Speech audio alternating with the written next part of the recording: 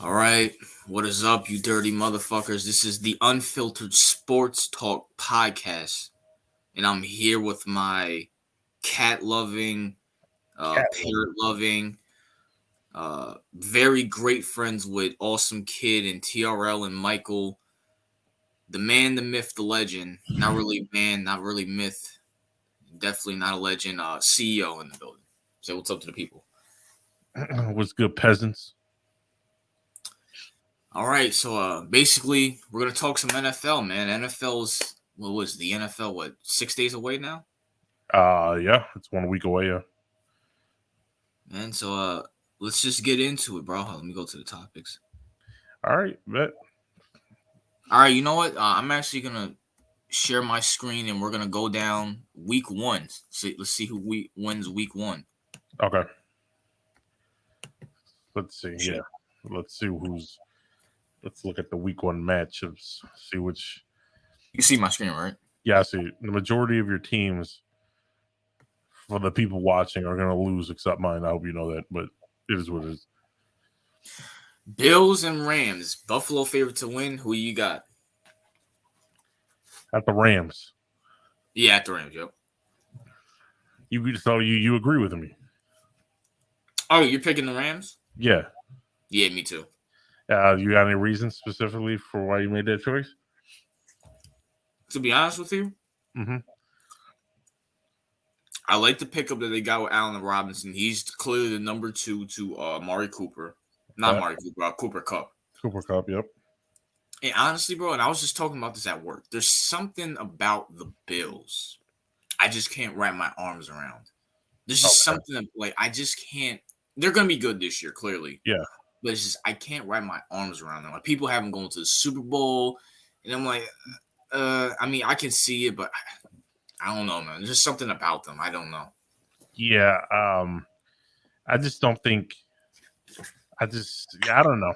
Maybe Josh Allen's a good quarterback, but I don't know. I don't think I trust him yet fully. Like, I mean, I just feel like the Rams. Yeah, some people might have the Bills because they're favored because of Super Bowl hangover and all that bullshit. Mm-hmm. But I don't know. I feel like the Rams have experience. Matthew Stafford has experience. Like, I don't think they're gonna suffer a hangover like everyone thinks. Do I think they're gonna go back to the Super Bowl? I wouldn't put my No, money on it, but no, I don't think they're going back, but I definitely don't see them having a bad year. So yeah, agreed. I think they're going to start off well. So I'd go with the Rams. Yeah, agreed.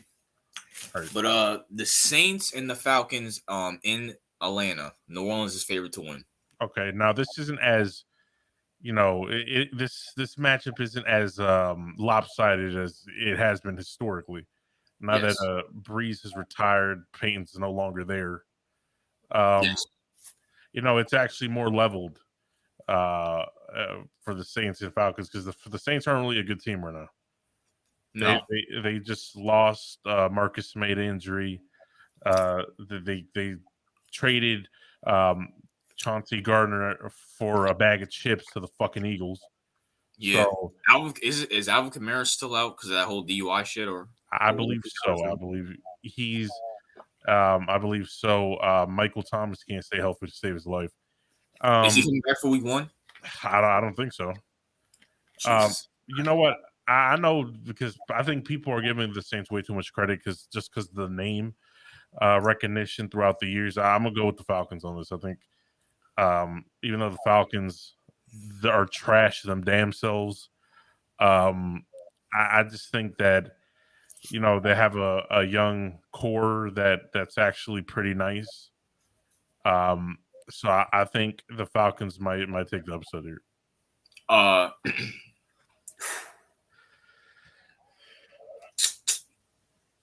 I'm gonna go with the Saints on the simple fact that Jameis is coming off an injury, so I feel like he's gonna ball. I think Michael Thomas is coming back week one, so he's gonna want to show out. And honestly, the Falcons' defense is just not that good. Like, at least the Saints, they still got Cameron Jordan, they still got Lattimore. Is Malcolm Jenkins still over there still? Um, I don't think so. I think he. Is he? I'm not 100% sure on that. I have no idea, but I gotta go with the Saints. And honestly, with the Falcons, I don't even know who started. I don't know if they're gonna go with the Desmond Ritter kid that they drafted, or they're going with Mariota. I have no idea. Yeah, I mean, the Saints have Winston, right? Yes, he started. I mean, yeah, he is a more from a quarter. I mean, he's better than any quarterback the Falcons have right now. So, And plus, the Falcons also did have a go. They had to go another year without Calvin Ridley because he's suspended for gambling. right. Yeah, I just, and I could see Winston choking it up, but yeah, this game isn't as good. Like, it's more. I mean, I think the game's going to be better because it's more fair now. But I'll give the Falcons the nod only because I think the Saints aren't in a good position, and I don't think they're used to being this trash roster wise. So I'll give it to the Falcons for now. I'll give it to the Saints just because it's week one. Jameis is coming off injury. Michael Thomas coming. I feel like they're going to ball. I feel like the Saints defense is going to lock down the Falcons because they really, besides Kyle Pitts, they really have nobody. And even like you stop Kyle Pitts, like you really stop them all. And then it's Mariota and Desmond Ritter. Like they say, if you have two quarterbacks, you have no quarterback. So I don't even know who's starting, whether it's Ritter or fucking Mariota. So yeah. This is a good one. The Steelers at the Bengals. Bengals favorite to win. Okay, the Steelers at the Bengals. I got the Bengals. I got the Bengals only because it's their home. It's their home field. This is going to be a tough game, even though the Bengals, a fucking roster might look better on paper. It's going to be a real close game. Like, so it could go either way, but I'm gonna give the slight edge to the Bengals only because it's home field advantage for them. So that's my take on that. Now for the Steelers, Mitchell Trubisky starting, right? I believe so. Yes. Because I know they got the Kenny Pickett guy or whatever his name is. Yeah, but I don't think he's starting.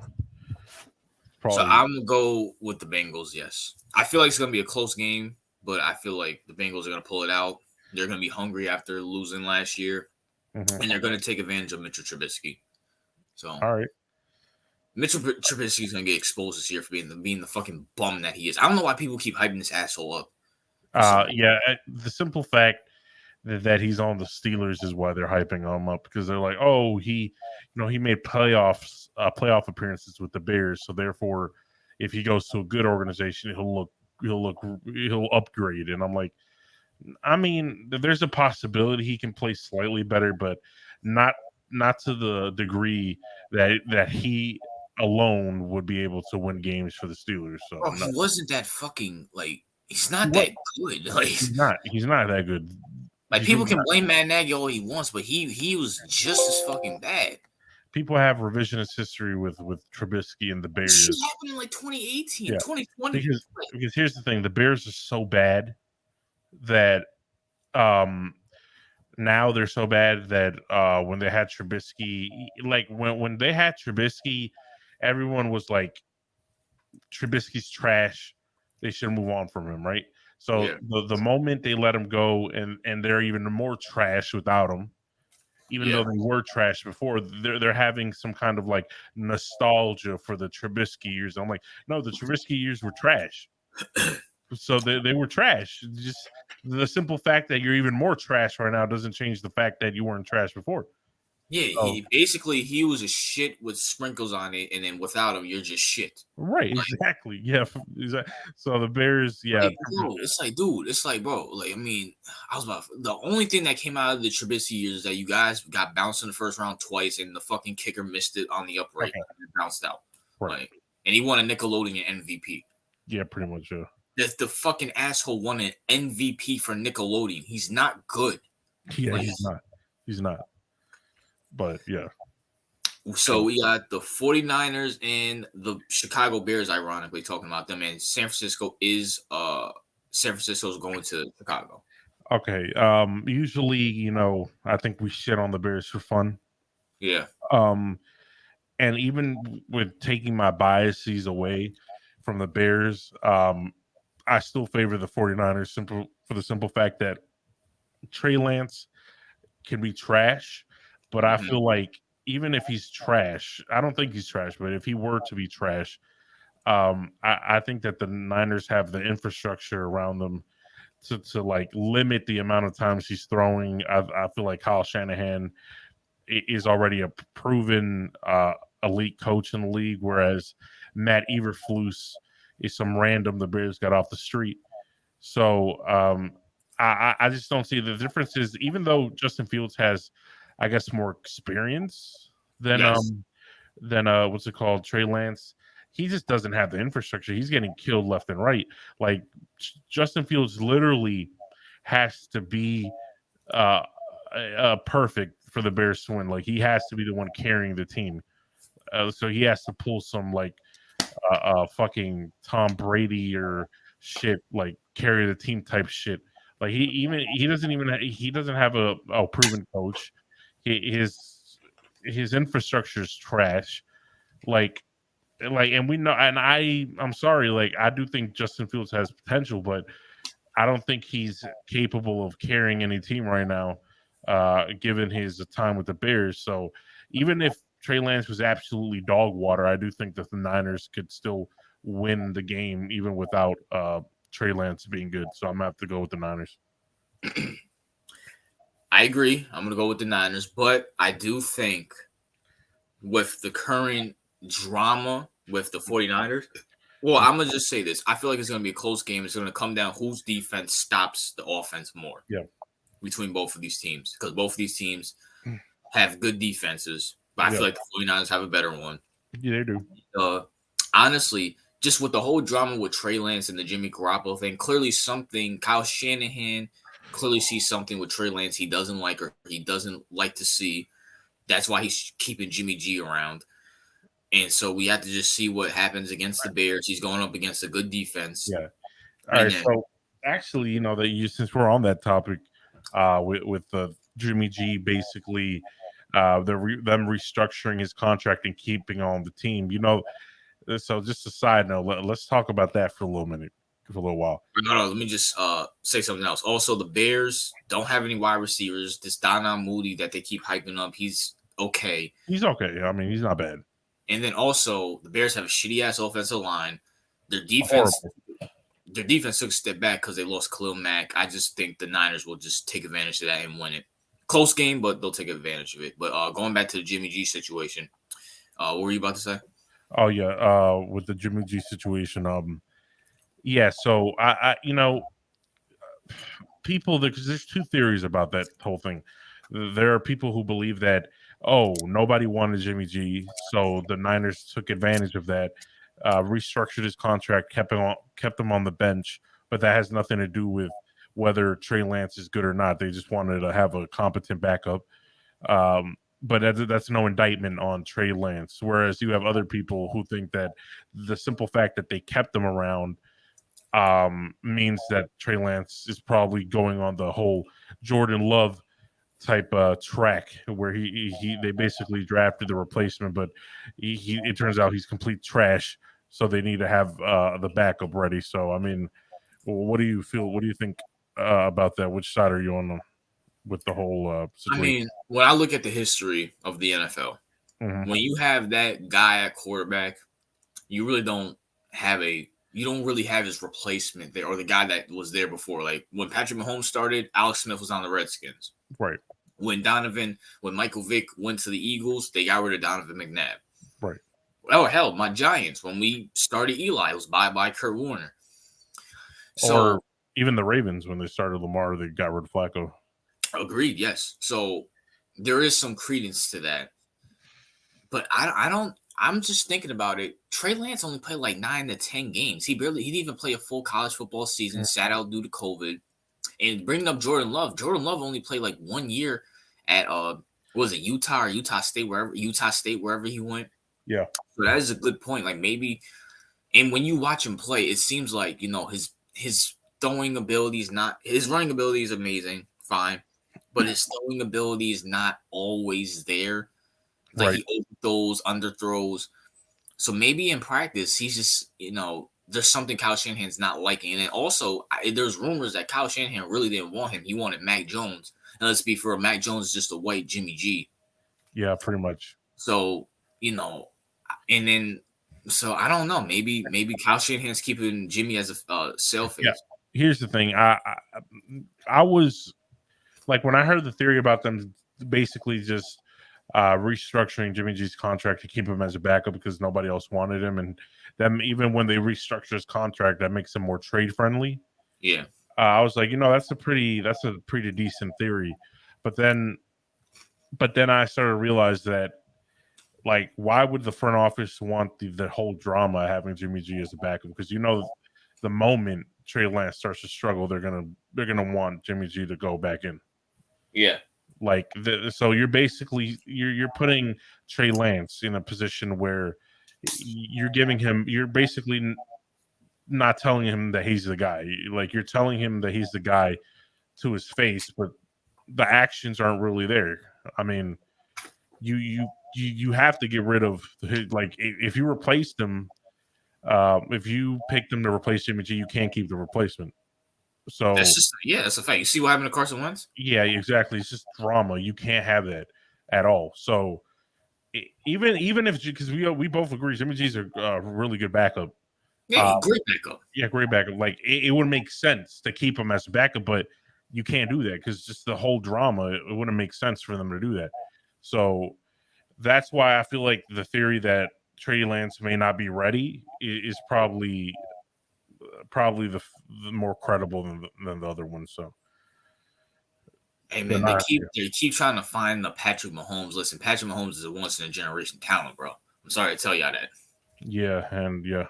It's saying they did it with Jordan Love, and now they're doing it with this kid. I kind of feel bad. And the funny thing is, Patrick Mahomes played like 2-3 years in college. Like, these guys barely even played a year. Right. Yeah, pretty much. So yeah. Hey, it is what it is. But then, a good matchup. We have the Browns and the Panthers with Baker Mayfield starting at quarterback at Carolina. Who you got? I got the Panthers. CEO's a Ravens fan, by the way, too. So. Yeah, but the reason I got the Panthers is, first of all, Deshaun's not playing. Yes. And the whole team, because you usually have teams. You have two types of teams.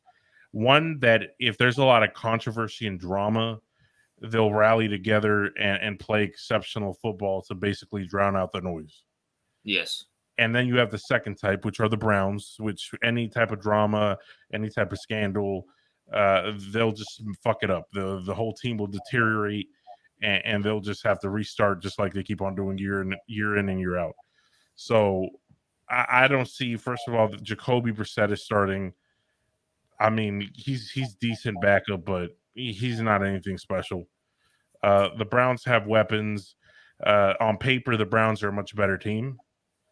But I just don't see the Browns having the type of leadership needed to overcome all that bullshit this offseason. So I got it, and not to mention Baker. Baker thrives being an underdog his whole career. Like, he thrives under that shit. Like, if Baker's winning multiple, like, if he's doing well and the season's going great, he's gonna fuck up because he's not one of those quarterbacks that excel under winning. So if he can be the underdog and he can feel like he's been slighted, that's when Baker plays the best. So I feel like Baker's gonna light them up week 1. Yeah, that's my take on that. I got the Panthers on the simple fact that Sean's not there. Like, I like the coach. Like the Browns have a good roster. They just Jacoby Brissett, good quarterback to have for 1 to 2 games, not for 11. Baker's fired up. He said he's gonna whoop their ass. So I mean, just honestly, I got Baker and the Panthers. Yeah, agreed. Now we move on to the Eagles and the Lions. Okay. I don't know why this is not the late night game. I mean, fucking Philly and the Lions. That's come on. Yeah, it's like a Thanksgiving game or something. But yeah, I got the Eagles. Obviously, the Lions are a dumpster fire. Yes, and they're going to continue being a dumpster fire. The Eagles have gotten better this offseason. Not to the degree in which the media's dick sucking them, but They have gotten slightly better, whereas the Lions have not really gotten it better in any shape or form, and they're probably going to repeat last year's performance and be dog shit. So that's why I'm picking the Eagles. Yeah, I'm picking the fucking Dirty Birds.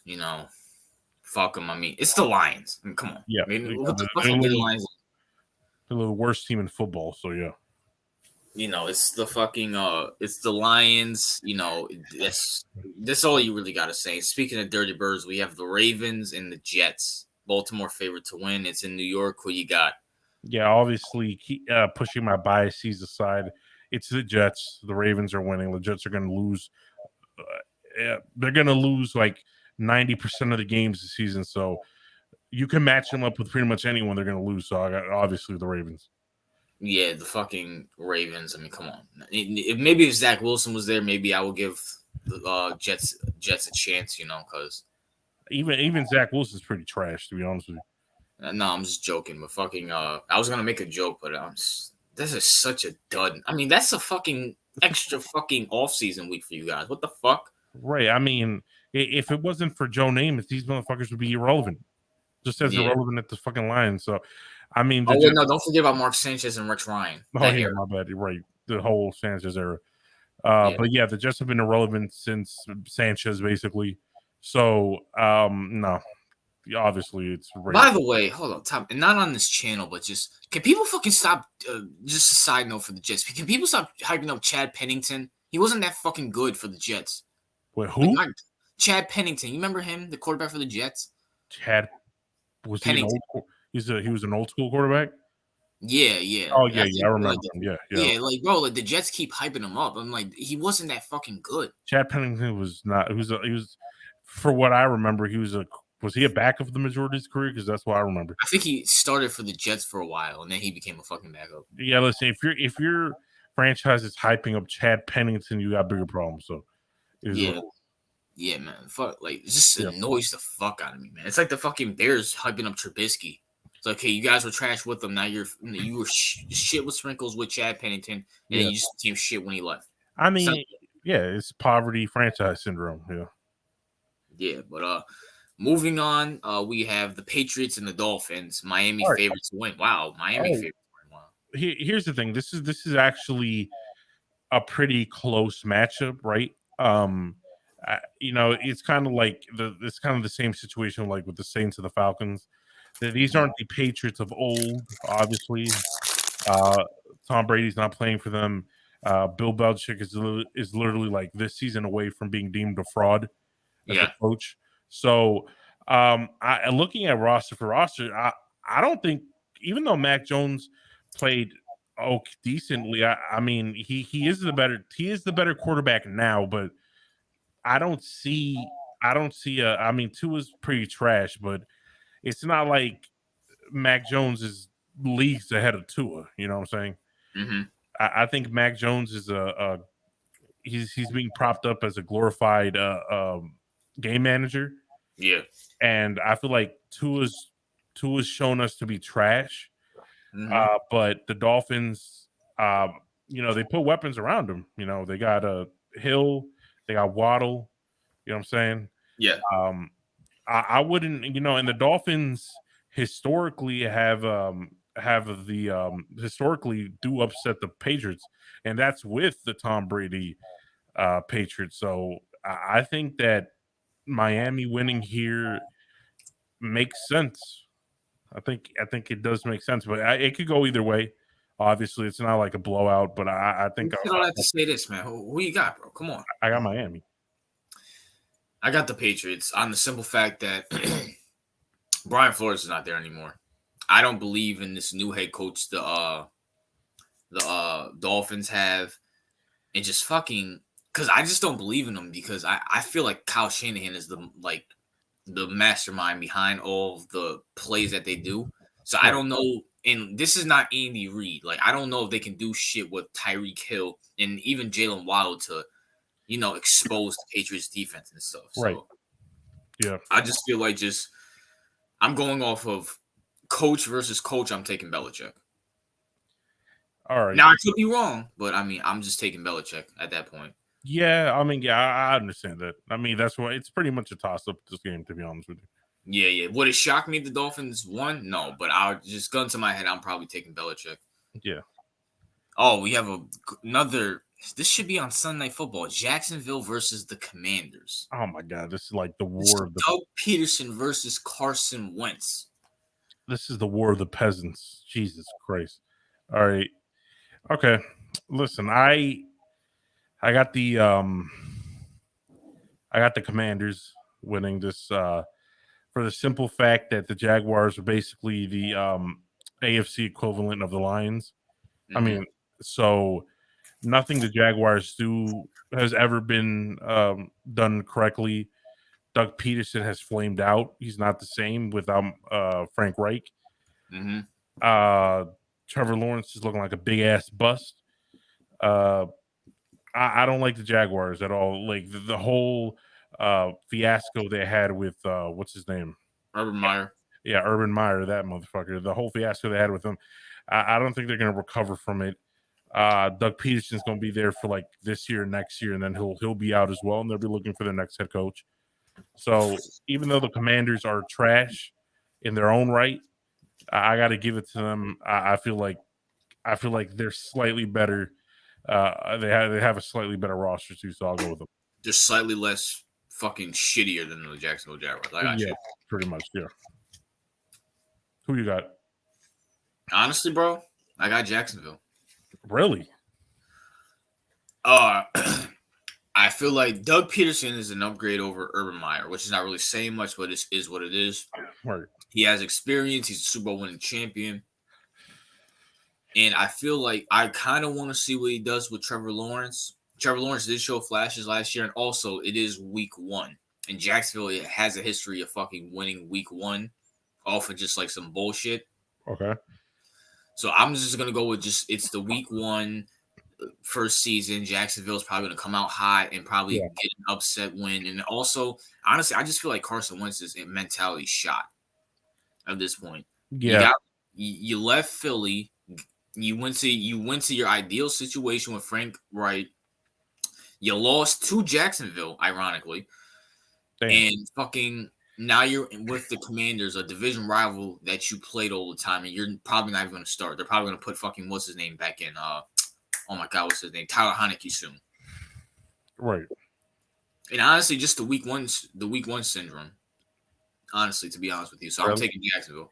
Listen, regardless what anybody thinks, don't bet on this game ever. Like, no, stay the fuck away from this game. What the hell? yeah, just put that out there real quick. Do not I don't know shit. Do not, but even if it's like for $5, don't fucking do it. Yeah, don't do it.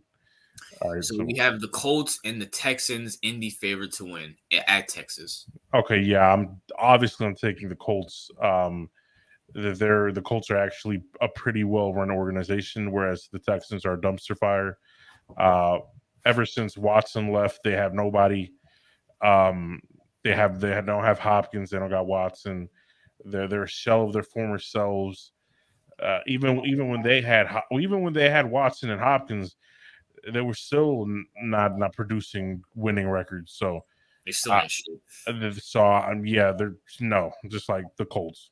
Yeah. I'm taking the Colts too. I don't think I'm interested. I'm kind of interested to see what Lovie Smith does. I don't think he's gonna last long. With the Texans, I feel like they hired him because they had that whole controversy.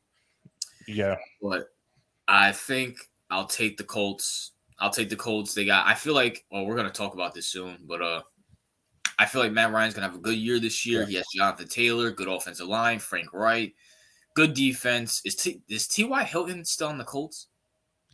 I don't. Yeah, I think he is. He's washed. We don't believe.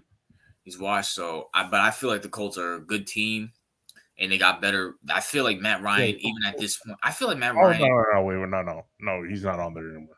Oh, okay. Yeah, he's not.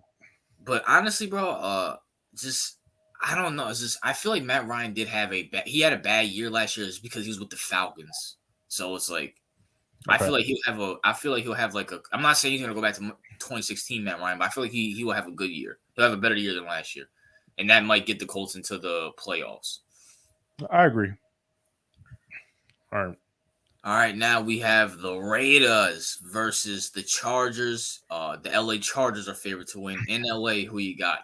Even though I stay firm to my belief that the wider NFL community can't stop a dick sucking Justin Herbert, I still got the Chargers winning for the simple fact that I don't trust Derek Carr, and I think their current head coach is BS. So I'm going to go with Chargers. Oh, they have McDaniels now. I forgot about that. Yeah. Well, fuck Derek Carr, bro. I hope you get into a car accident during this fucking game. You are trash. Just because you got Devontae Smith, not Devontae Smith, Devontae Adams, you're still going to be trash. And fuck Devontae Adams. Why would you fucking leave to go to Derek Carr? Like, the Packers were going to pay you the fucking money you want, but you wanted to, dude, you're not going to win shit there. No. And your numbers are probably going to go down, and you're going to get replaced by like Justin Jefferson and shit and all these other wide receivers when you're fucking trash there, bro. Mm-hmm. And the Chargers, good defense, added Khalil Mack, which is going to make the defense even way better. And we're going to probably talk about this soon. This is a prove year for Justin Herbert, bro. No more bullshitting, bro. You're the quote unquote next prodigy. You're the quote unquote next face of the league, or one of the faces of the league. You got to show out now. This is your third year. You got to go, man. He's not, and I'm a bookmarker now. He's not winning a playoff game, and even when he doesn't win a playoff game, they're still going to dick ride him. So that's my prediction on Justin Herbert. Yeah, but we have the Packers and the Vikings. Green Bay favorites to win. Yeah, I think that's about right. You know, it's Green Bay, and the Vikings got bland Kirk Cousins. So I just, it's Rodgers versus Cousins. I'm picking Rodgers. That's pretty much it. Yeah, I want to see what he looks like without Devontae Adams, but gun to my head, I would pick Green Bay. Would it shock me if Minnesota won? No, but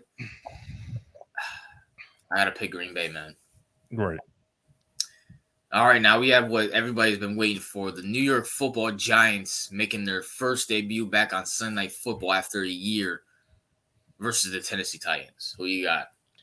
All right, I got the Titans busting a nut in the Giants' face. The Giants are I don't see them. They're not going to be good this year. Like, the Giants are a rebuilding franchise right now. Daniel Jones is on a prove it year, and so is Saquon Barkley. Even though the Titans aren't exactly like contenders themselves, I just don't. I don't think the Giants are in a position right now where even the teams they should be beating, they can beat. So I have to go with the Titans. If you want to hear my predictions on this game, go watch my other fucking video. The Chiefs versus the Cardinals. Kansas City favored to win. The Chiefs. The Chiefs are gonna grab the poverty ass Cardinals, fuck them upside down, sideways, in the mouth, up the ass, every way you can fuck a team. The Chiefs are gonna fuck the Cardinals. So that's my prediction. Now, I want to say this. If you hear me on other streams, and I might have said it on my fucking channel, I said Patrick Mahomes will be better this year without Tyreek Hill. Let me rephrase my wording. I feel like Patrick Mahomes will grow more and learn more this year than he did previous years. Because let's be for real, this asshole used to just fucking play backyard football. It's like, my first reason out there, my second reason out there. Let me scramble and just throw it up to Tyreek and just see what happens. Let me tell you something, right? I completely agree with you. All right, when Patrick Mahomes, and last year was actually a testament to that, right? Yeah, because the first couple of years with Patrick Mahomes doing backyard football, it worked out for him, right? He got lucky a lot of times with doing those crazy ass throws, and it magically worked out for him. Like he was pulling luck out of his ass. Now, Tyreek Hill gave him the ability that he could just be like, all right, this motherfucker's faster than everyone, he's quicker than everyone, and he's going to be there because I know they call him the cheetah for a reason. So now he's going to actually have to process his throws because there's no Tyreek Hill. I mean, there's Travis Kelce, but there's no fucking Tyreek Hill where he can just randomly throw it up. If he randomly throws it up to who's their number one receiver right now? Juju. Juju. All right. So if he randomly throws it up to Juju, you got this fucking blue hair faggot as your number one receiver. I hope you're happy with yourself, Andy Reid. But go ahead. I'm sorry. Like if you do the same thing, if you randomly throw it up to Juju, Juju's not gonna make magic come out of it. He's not gonna make a fucking random catch and then go to fucking 30 yards with it down the field. He's not gonna do that. No. Juju's not like that. So Patrick Mahomes is actually gonna have to elevate Juju, unlike Tyreek Hill, who actually kind of elevated Mahomes in a certain way. So I definitely agree that Patrick Mahomes is gonna have to be. It's gonna be better as a result of not having to keep throwing it to him. It's kind of like the whole. There was a situation. It's kind of like the whole. Was it the whole Dak Prescott, Des Bryant situation? I feel like it's a similar situation with Mahomes and Tyreek Hill. Yeah, and I think Mahomes will be better than Dak and actually elevate his team. Now, there might be a few bumps in the roads here and there, but I feel like he'll get the job done. But honestly, I'm taking the Cardinals. I'm taking the Cardinals. Oh, really? All right. Taking the Cardinals. Yeah, awesome kid, TRL, great guys. I'm taking their team. I feel like there's going to be a few bumps in the roads, close game, but I'm taking the Cardinals. All right, and I just want to say this real quick before we move. Awesome kid, TRL, dick suckers confirmed. All right, we can move on to the next one. I have to agree with that. And then we have the Tampa Bay Buccaneers versus the Cowboys in Jerry's world. Okay, now this one's all right. This one's not as cut and dry as many people may think. Now, because Cowboys, even though they are the Cowboys, they still have a good team. Dax is still a very good quarterback. Yes. CD is a really good receiver. I like that. I do like certain aspects of the Cowboys defense. So it's going to be a good game. It's definitely not going to be a blowout, in my opinion. No. So it's going to be a close game, but I'm going to have to give it to. I'm gonna stick with the Bucks. I think they're a better team overall. They got the experience. I'm gonna stick with the Buccaneers, but I wouldn't be surprised if the Cowboys ended up upsetting the Buccaneers week 1. Tom Brady's gonna fucking take his fucking belt and whoop the fucking Cowboys like Adrian Peterson whoops on his fucking son. Jeez. Okay, fuck the Cowboys. It's still fuck y'all. Y'all ain't shit. But I'm very concerned about Tom Brady. Is it because he looked like a corpse in one of his press conferences? No. Okay. He's having drama with Giselle. I had a quick question about that because I heard about that, but how do people know this? How did that come about? Like, what's that? I have no idea, but it leaked out now. Okay. But somehow, some way, that shit got leaked out. I guess Giselle left. Not left him, but I guess she's not. Him and Brady are not. They're not together right now. And really? I guess Brady's very upset about that. So I didn't know about that. This off the field shit might affect Brady, especially now that it's out there. But I'm gonna stick with the Bucks because fuck the Cowboys. They're not shit. If I could fucking take all of them and put them into an electric chair, I would. The same thing with their fans, including the kids. But anyways, but I'm very concerned, not just for this game, but for just the season, because we all know off-field drama does have an effect on people on the field. Now, this is Brady, right? Brady does handle drama pretty well. He's one of those. Remember when I talked about the whole there's two types of team, one that rallies when there's drama and other ones who just break apart. Yes. I feel like Brady is the one who rallies and makes the season good. But again, if his wife is leaving him, and ironically, she's probably leaving him because he's been playing football for way too long. Ironically, if I had to guess, it's probably because of that. Yeah, it is. Yeah, she wanted him to retire, and he said, I want to come back. So she's basically like, oh, you care about football more than you care about the family, all that bullshit. Goddamn right. Fuck her and those kids. Yeah. So, but I still give it to the Buccaneers because the Cowboys are the Cowboys and they tend to fuck shit up. So I'm gonna. Yeah. But would it shock me if the Cowboys won? No. No, it wouldn't shock me. So Right. then we have the last game of the week. We have Denver versus Seattle. Denver favorite to win. Yeah, It's, obviously, the Broncos have is Russell this Wilson. really the fucking Monday Night Football game? Are you fucking kidding me? But yeah, this is a What bad game. fucking ESPN is? This is why you're fucking. This is why you guys need to shut the fuck down. Okay, I get it. Oh, Russell Wilson's return back to I'm, Seattle. You don't fucking know what's gonna happen. Like, oh my god. Go I ahead. mean, okay, yeah, I mean, it's not. Listen, the Broncos are a stacked team, okay, whereas the Seahawks are a decimated team. Yes. The Seahawks, who's starting for them? What, Drew Lock? Yeah. I mean, they're so pathetic they couldn't even trade for Jimmy G. Like, I mean, the team is like they have nothing to offer. The Seahawks are on tank mode, and they're probably going to tank this season, hoping to get one of those young quarterbacks coming out next year's draft. So I'm probably gonna I obviously gonna go with the Broncos, and I would assume your opinion is similar. Bro, I'm yes, I'm going the Broncos. Fuck the analysts for this game. Why in the blue fuck would you pick this game up from prime time? Nick, right there. That's right. Look at the Buccaneers and the Cowboys would have been a better option. I'll take the Chiefs and the Cardinals.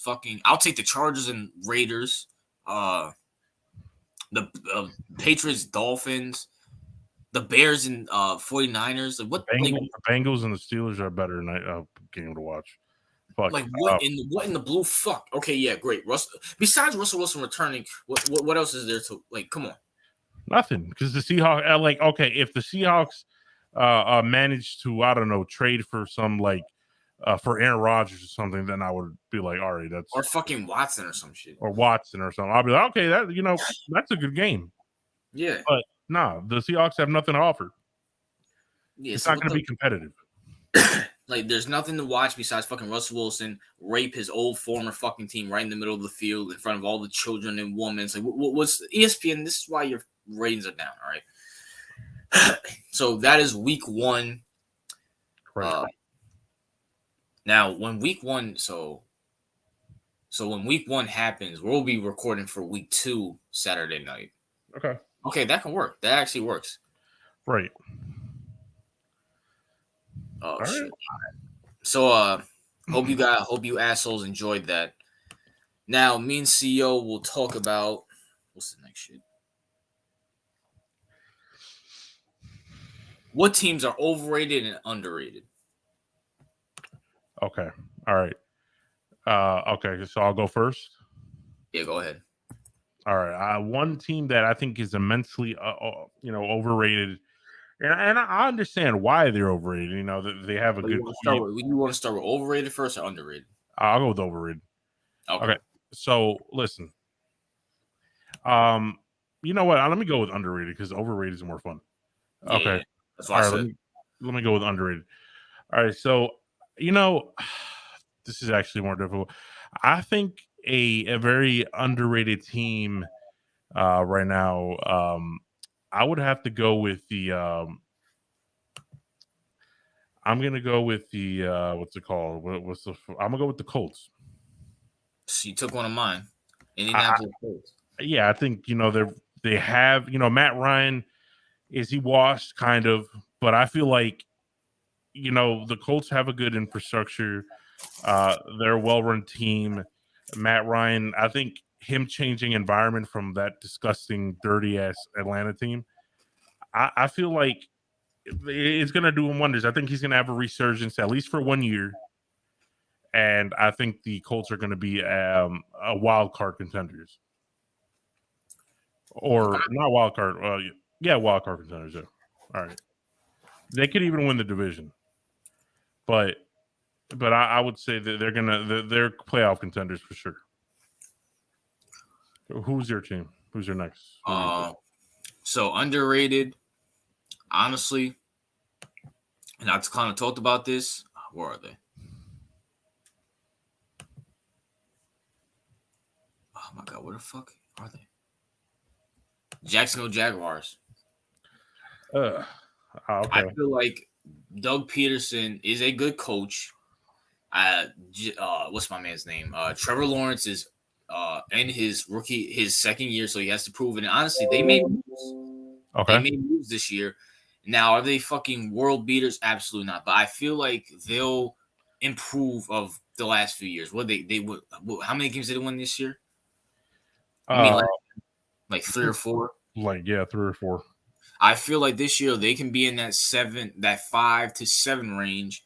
Trevor Lawrence will improve. They have weapons around him. They got some offensive linemen around him. Defense, of course, they're going to do that probably this next offseason coming up. But they wanted to get the structure around Trevor Lawrence so he's not fucking shell-shocked like quarterbacks are in the beginning of their years. So I got to say they're an underrated team, and watch out for them. All right. So we're doing like how many underrated teams are we picking? We'll go underrated, overrated. All right. So we're going to go to overrated right now? Yes, sir. All right. So, I'm going to obviously, some are probably going to guess my pick, but I'm obviously going to have to go with the fucking Chargers. All right. And here's why, right? Yes, they have a young core. Justin Herbert's a good quarterback. I'm not denying that. But the amount of dick sucking that the league and a lot of other fan bases are doing towards the Chargers, who, mind you, has done less than Lamar and the Ravens have done less, yet get dick sucked more. All right. I mean, this is incredible. They're probably gonna be decent. They're probably gonna make a wild card or something, and they're probably gonna flame out in the first week. And fucking Herbert's gonna, and you're gonna have the whole fan base talk about how Herbert is oh, poor Herbert. He didn't have enough help, even though he has a pretty stacked offensive core. But that's going to be the narrative. The Chargers are vastly overrated. They haven't done shit, but yet they get heaped with all this praise. All right. CEO fired up about Justin Herbert. All right, my next pick is probably one of the worst teams ever. The Baltimore fucking Ravens. Oh, listen. I'm not fucking kidding. That me and CEO have this bet. I think it was $50 that the Ravens will make the playoffs. I still fucking stand by that. They have nothing, no wide receivers at all. Lost Marquise Brown. The only thing the teams have to do is just clog up the fucking run, put one of their best safeties on fucking Mark Andrews. They're not scoring shit. And their defense, I feel like the Ravens' defense is vastly over fucking rated because they were getting lit the fuck up last year. They were getting lit the fuck up last year, even with we're not going to forget that they were like on third stringers, right? All right, and then even if with that, your guys are coming off injury, it's going to take a while for them to fucking get their fucking same thing with Lamar. It's going to take a while for them to get their feet under them. But honestly, bro, I don't see you guys doing that fucking much. I disagree. I think this is going to be the fact that people are like upset that I said the Ravens will make the playoffs. It's like, well, what the fuck? And then honestly, there's probably drama. CEO won't admit it. There's drama between fucking Lamar and fucking the Ravens. So no, I'm not. I didn't say I won't admit it. What the fuck? I actually agree with that. Well, in the Discord, you fucking keep saying, "Oh, well, that's this guy, that's that guy. We're gonna sign Lamar. We're gonna sign him. Well, then fucking sign him already." No, I didn't say we were gonna sign him. I said that the whole rumor about Lamar wanting fucking fully guaranteed like what's his name? Like Watson is preventing the fucking Ravens from signing him. But I said they're going to eventually work on I doubt it's going to be fully guaranteed, but I feel like they're going to negotiate something that's like, I don't know, like almost fully guaranteed. If not, listen, I just want to preface this by saying something. I love Lamar because he's a fucking great person and he's a fucking like one of the most exciting, fun players to watch of all time. Yeah, agree. Yeah. But here's the thing: if the Ravens, who invested in Lamar and basically made him the guy, don't pay him, that's an indictment on Lamar, in my opinion, because they probably know something I don't know. Mm-hmm. Because the Ravens are not a dumb franchise; they're well run. Yes, like they're a very well run franchise. So if they don't pay Lamar, I'm gonna be pissed, and a lot of bandwagons are gonna leave the Ravens. And by the way, good. Get the fuck out. I love Lamar, but you motherfuckers who are just here with your Lamar Jackson profile pictures, you're not even Ravens fans. Please get the fuck out. But as far as it comes, if the Ravens, who are one of the who since they started are one of the most well run franchises, say they don't believe Jackson is worth the money, the market money, that's a big indictment. Like, so I would have just had to trust their judgment at that point, personally. Listen, I like Lamar as a person. He seems like a good guy. I he kind of grew on me after he got out of Louisville and stopped fucking beating my Florida State Seminoles. But I like him. But these fucking mobile quarterbacks, man. No, but we can agree on something. If the Ravens don't pay him, yeah, I think it is. You believe it's an indictment on Lamar, right? Yeah, because even just with that, like he has no receivers out there. Right. Just okay. You keep talking about this Rashad Bateman faggot. I mean, is he like? Is he gonna be a fucking world? Is he gonna be a world beater? Like, No. I know. Like I wanted him. He was pretty good in college, but it's like, and he has injury fucking problems himself too. Just like the Well, Ravens, this is in shambles right now. he's probably gonna have. I wouldn't say shambles, but he's probably gonna have between 800,000 yards. So he's not a world beater, but he'll probably get around there. But now he's the number one. Like, I mean, just I don't know. This like the Ravens are in shambles. They have half the fucking guys coming off of, the IR. They're gonna have to get their foot. They're gonna have to get their foot back in the door. Now they're gonna whoop on the Jets. So maybe that is a bonus. Like they get experience on the fucking Jets, who are basically fucking a college team at this point in the NFL. Yeah. So I'll give you guys that. But just the Ravens overall, just honestly, I don't see you guys winning that division. I mean, I don't see the Browns winning it or the Steelers winning it. Maybe the No, I Bengals. got the Bengals. Wait, what? I got the Bengals. Yeah, the Bengals probably, but I don't know because it could either go two ways. It's either going to go where like the Ravens just fold on themselves, or it's either going to go where Lamar has like another MVP type season. It's either going to go one. It does scare me that Lamar is one of those guys to have the drives and say, "You guys don't want to pay me. Everybody's down me, fucking," and just go out and fucking tear up the league. But I don't know. No, if he does that, if he does do that, because he does have that kind of like Tom Brady gene where Yeah, the drive in him. Yeah, right, if you piss him off, he's going to play better. But we'll see. It's either the Ravens are gonna collapse on themselves, or he's gonna have an MVP season. I feel like it's either gonna be one or the other. So we'll have to see. yeah, But I can definitely see the logic in the pick. yeah. And by the way, I have no bias against the Ravens. We rigged them a Super Bowl. We gave them a Super Bowl, because we felt bad for their bitch asses and their bitch ass fans. So Okay. it is what it is. But CEO, do you want to go overrated or underrated? Which one we just did? We just did underrated. I think we did 2-time overrated. I think so. Oh, really? Yeah. By the people, we don't have a list, so we're just going off it. But I have another overrated team. But if you want to go overrated, underrated, it is what it is. Okay, let me see. Let me see which team is underrated. I feel like it's harder to pick underrated teams than it is to pick overrated teams right now. So, Yeah. So I just kind of want to get the underrated teams out of the way. So, all right. I don't think there's a lot. I just want to say, I don't think there are a lot of underrated teams right now.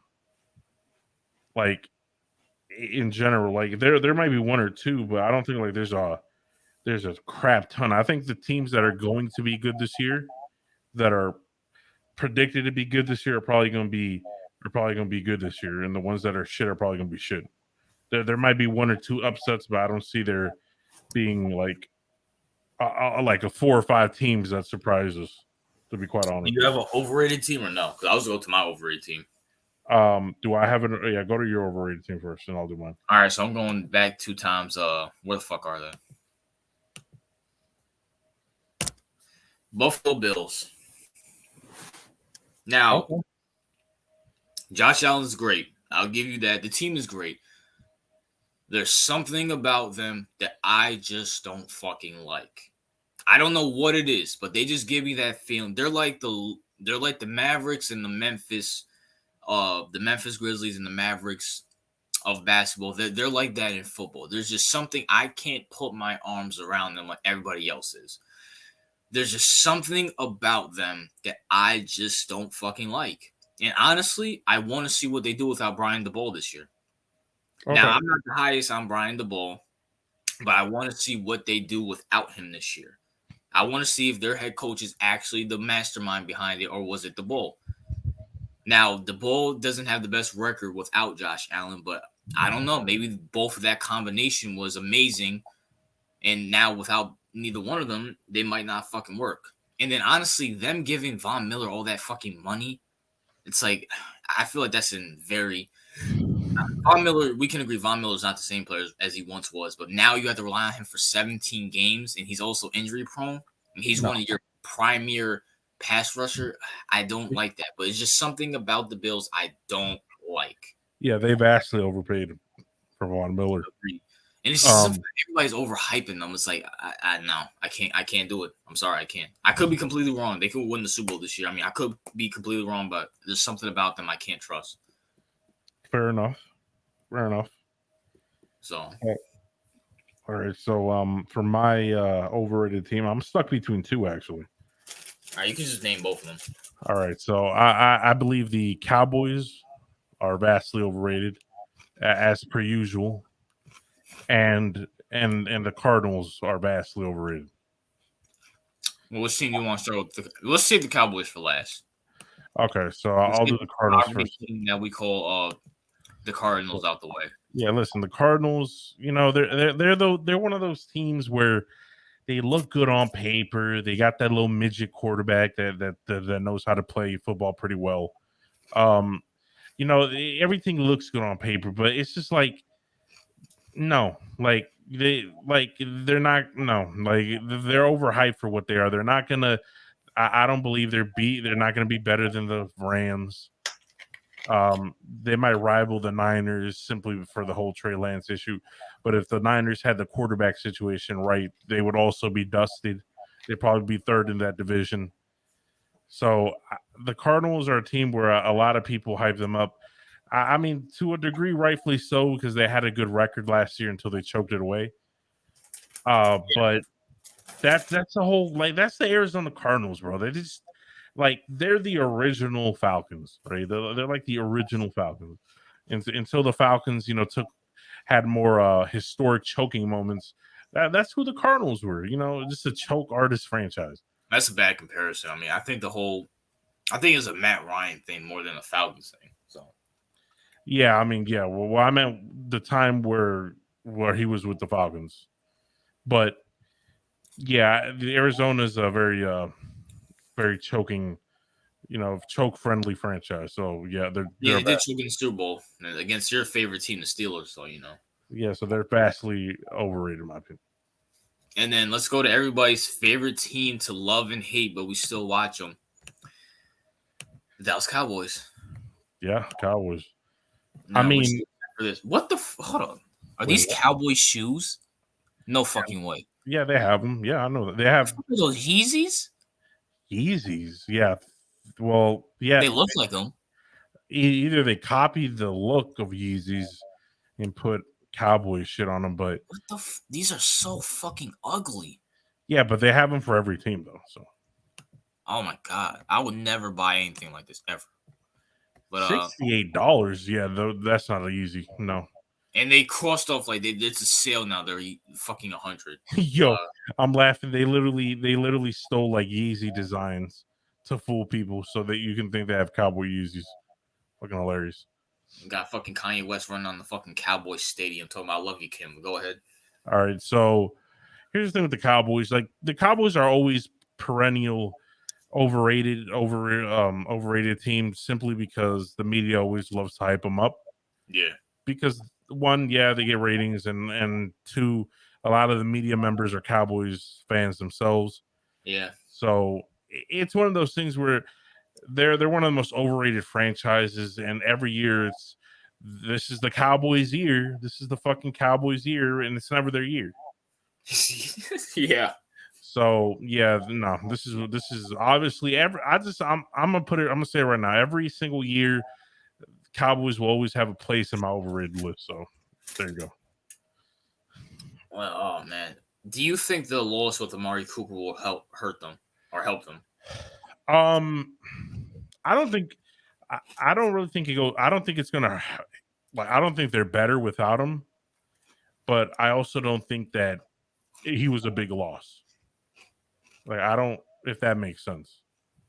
So Like, it kind of just that was just a stalemate. yeah, I think the Cowboys could live on with can live on without him without a problem. I think that they can replace him to a certain degree. But I don't think they don't get better. It's not like a fucking Mahomes Tyreek Hill situation.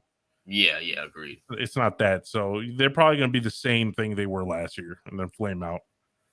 Now, if I was Jerry Jones, I would sign Antonio Brown. Yeah, at this point, why not? Jerry Jones has signed like a shit ton of convicted criminals already. It doesn't When he matter. said he doesn't want him, I'm like, Jerry, dude, like you're gonna fucking kill over any fucking time now, bro. Yeah, I'm surprised you haven't yet. Like, go He's if old. you just like, bro, you signed Greg Hardy who beat the shit out of his wife. You got Ezekiel Elliott who allegedly beat the shit out of his girlfriend, even though me personally, I don't think he did it. Like Jerry, you have Michael Irvin fucking high on coke. Like, dude, like, just go sign Antonio Brown. I feel like if you sign Antonio Brown, he's gonna fucking extremely fucking what's the fucking word I'm looking for? Upgrade. Yeah, he's a stream upgrade over fucking Amari Cooper. Like, Yeah. even if CeeDee Lamb is the number one, you have that Antonio Brown's the number two. Like, Antonio Brown can still fucking ball.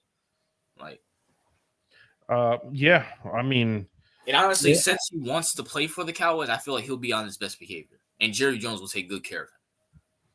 Yeah, I mean, here's the thing. Like, Jerry Jones has hired every criminal under the sun. So it wouldn't make sense. Like, I don't even like just yeah, like Jerry's like 1,000 years old. He looks like a corpse. Like, bro, Jerry, like at this point, fuck what anybody else thinks. Just do whatever you can to like get to the Super Bowl one last time before you keel over. Yeah, Like, bro. Like, go get him, man. Go get him. And I know people are saying, "Oh, Antonio Brown." Listen, I really don't care about Antonio Brown off the field. That dude. I still say this. He's the greatest wide. He's in the top 10 of wide receivers. Whew, that was a good touchdown.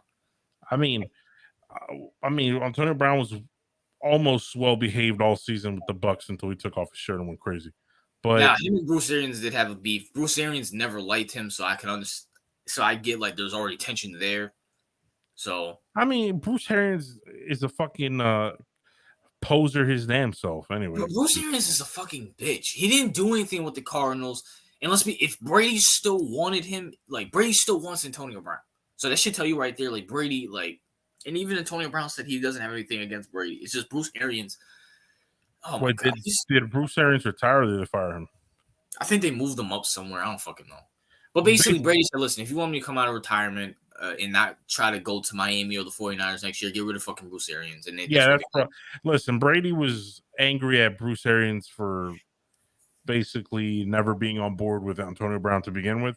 Yeah. And basically co-signing like the departure with AB. So I personally like Brady was just like, yeah, you're right. Get rid of him, put him somewhere else, but I don't want to be near him. Yes, in fact, do not let him have any impact on the fucking team. Listen, bro, I don't know why, but I feel like Jerry Jones and Antonio Brown would get along personality wise. Like, Jerry, go fucking now. I would fucking hate. This is taking my bias out of this because I'm a Giants fan. I would fucking hate it. But I mean, even though the Giants ain't doing shit this year, but just go fucking get him, bro. Like you want to win the Super Bowl, go get him. Yeah, but what is he gonna cost? A bag of chips? Like, come on, bro. Like, yeah, Antonio Brown, Antonio get him on like a 1 year deal, 1 year prove deal. If he balls out, then sign him for like another 2 year deal, 15 million. Yo, bro, listen, bro. Antonio Brown's getting a veteran minimum bag of chips and a bag of chips. Like, and he'll play for the Cowboys with a veteran minimum. He'll do it. So my thing is, just let him play, and if he does something super clownish again, you can just cut him.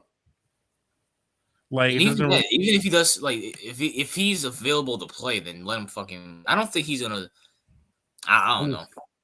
Listen, he missed a lot of games. Still had 42 receptions, 545 yards with 4 touchdowns. Imagine if he played all 17 games. Listen, CD. Wait, they have Michael Gallup too, right?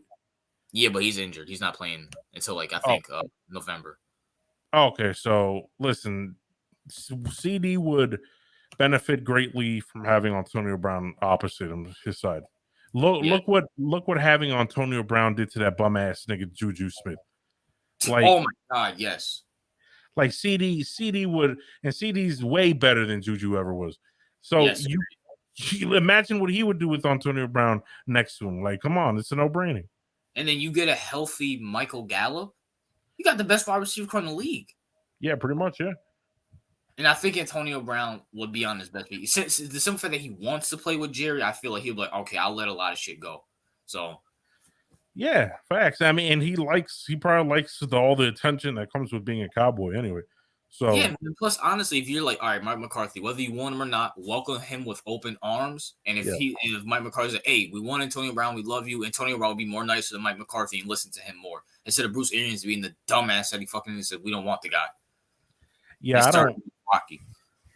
Yeah, I don't get these people. It's like it's basically a And win Bruce win. Arians, what the fuck have you done? If it wasn't for Brady, you would just be that fucking asshole, that fat piece of shit that was with the Cardinals getting his ass whooped and Peyton Manning carrying you. Like, come on. Right. And I also want to say like it's a win win situation. There's literally zero risk in signing Antonio Brown. Yeah. There's zero risk. So I don't understand why Jerry wouldn't take that risk at this point. It makes no sense to me. Like if I ran the team, like everyone would hate me because I'd probably pick up every undesirable player just because they can play. But Yeah, it for is Sean Watson and Tony, I might get Ray Rice out of fucking retirement. Let's go. like shit. But yeah. Yes, bro. It's like, whatever, Jerry. Well, or maybe he's just saying that to see, how the team goes, and then he might sign Antonio Brown. But it is what it is. But since we're talking about players, now let's talk about who needs to ball this year. Okay. And CEO, I don't know if you got anybody, but I'm gonna let you go first. If not, I'm gonna bring up someone. All right. So I do have somebody like who needs to ball this year or they're fucked. Yes. All right. Obviously, I mean, I'm probably going to pick the most obvious player, but obviously, Daniel Jones needs to ball out or he's fucked. All right. So, I thought you were gonna pick someone else. My bad. I But, mean, that was a pretty obvious choice. Well, let's be honest. well, Daniel, I thought you were gonna pick Lamar. To be honest with you. no, fuck, he was my because I thought we were going to do very. Yo, look at this face, man. How can you hate this face, bro? Yo, did Google literally change whatever? But anyway, oh no, that's Bing. Okay, that makes sense. All right. So, listen, actually, Lamar was my second option, but Oh, okay. Well, because I thought we were going to do multiple people. So, I had Daniel Jones on here, so we can just talk about him. all right. So Daniel Jones, yeah, it's obvious. Like, if Daniel Jones doesn't ball out, he's a career backup for the rest of his life. Agreed. Right? If he balls out, he has two options: either the Giants are dumb enough to re-sign him to a huge deal, or number two, at least he'll probably be able to compete for the starting job at another franchise if he manages to ball out. So that's where I am with Daniel Jones. He has to ball out regardless, because even if he balls out and the Giants don't want to re-sign him, at least a lot of other teams are going to take flyers on him. So that's my take on Daniel Jones. How about you? I do think. Now, I agree. He doesn't need a ball out. Do I think he will? No. But honestly, looking at it, the Giants smart. They have to be smart about this. Mm-hmm. If they're in not a lose-lose situation, if he balls out, we can franchise tag him. Do it again. Do it fucking again. If he doesn't ball out, see you. Goodbye. But I feel like if he has, CEO, let me put it to you like this: the NFC, besides Brady, Rodgers, the Packers, and Tampa Bay, and the Rams, Mm-hmm. who else is guaranteed to go to the playoffs? And maybe the Cowboys, but even they're questionable because every day they're always up and down. Right. Besides those three teams, possibly four, there's 3 spots left for the fucking for the NFC, and I'm so afraid that fucking Daniel Jones might have like a Mitchell Trubisky 2018 year. Mm-hmm. He goes to the wild card and we get smacked, and all these Daniel Jones lovers, especially the fucking owner, and then we fucking sign him. That's my biggest fucking fear. That's my biggest fear. Right. And here's the reason why I think I picked Daniel Jones first over Lamar is Lamar, like, this is Daniel Jones' last year to prove if he's a fucking starter. Yeah. If Lamar has a okay-ish season, Yeah. but it's not an MVP season, but it's okay. They go to the playoffs, they flame out. If the Ravens don't resign him, some dumbass team is going to offer him Miami. Miami. I heard that he liked the picture of him in like a Miami Dolphins jersey, but someone's gonna give him a fucking shot. It's either gonna be a Miami, whatever other random team. They're going to give him a shit ton of money just because his name's Lamar. So, and just because he's so electrifying, they're gonna sell out seats and make a shit ton of money on the back end. Yeah. So that's why I wouldn't put that. But Daniel Jones is different. Like, no one's buying tickets to go see this nigga. No. Like, he has to ball out, or he's worse than Trubisky. He's probably gonna be a second-rate backup somewhere in like fucking Kansas City or some shit. Yeah. Like, I don't know. That's why I think Daniel Jones' situation is much more urgent. Hey, CEO, man, how can you hate this face, bro? Come on, bro. This dude dead looks like a fucking teenager for some reason. He looks like Jim Carrey. Bro, he looks like a Disney, like one of those like stupid ass Disney fucking characters. Like, what's that stupid movie? A High School Musical extra or some shit like that, bro. Yeah, this nigga definitely has Disney XD written all over his fucking face. But so I'll go with one of my picks, and we kind of talked about him.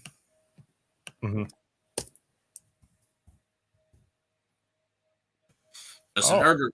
Oh, really? He needs the ball this year. Because the simple fact, once again, they're putting him in conversations with Mahomes, Allen, Brady, Rodgers. First of all those guys have fucking Super Bowls besides Allen, but even Allen's been to deep playoff runs. This Justin Herbert hasn't done a fucking thing, and you're putting him in the top 5. It's like, what? He needs the ball out there. He needs to live up to the fucking hype, because if he flames out again, it's like at that point he's fucking Phillip Rivers at that fucking point. Just a talented Phillip Rivers, someone who's very talented but just fucking flames out all the fucking time. Right. Yeah, so, I mean, I agree with you. I think Justin Herbert gets way too much praise and not enough criticism. And I get it. He's a tall quarterback. He does great things. Great arm. Breaks the 600 records. But you're right. He's heading towards fucking Phillip Rivers status. Like, that's where, if he doesn't make the playoffs, if he doesn't win, right? Yeah. I think they're going to sign him regardless, right? Yeah, facts. So I don't think he's in jeopardy of losing his job. So let's get that straight. But I do think that this is the year that people can be like, okay, this is who he is. And I feel like Justin Herbert could be kind of listen, they're going to sign him long term. His job is safe. But I feel like truly for people to get irritated, I feel like maybe 2 more years of not making the playoffs are going to have people talking shit about him. But maybe this year, I don't know, because people really love this guy. I'm just saying for me personally, listen, your rookie year, it was your rookie year. Your second year, you almost made it to the playoffs. You lost in overtime. Cool. This year, the simple fact that people are putting you in the elite with Mahomes, Rodgers, Brady, Josh Allen, like, you have to ball out, bro. You have to live up to the hype. And I'm not saying he has to fucking win the Super Bowl. I'm just saying if he gets to the playoffs and hell gets a playoff victory, I'm okay. He shuts me the fuck up. But at the same time, it's like everybody wants to fucking hype him up. Yeah, he has to live up to the hype at this point. Yeah, you know what's funny about Justin Herbert, even if it's a sidetrack? Like, this man looks completely different when he has short hair. Like, I just wanted to say that because I got him confused when I'm like, if you put Justin Herbert short hair, like I was like, what in the fuck? This nigga looks like a different person. All right, so I'm assuming this is all him with long hair. Yeah, that's him long hair. Yeah. All right, now let me put. This nigga looks dead ass different.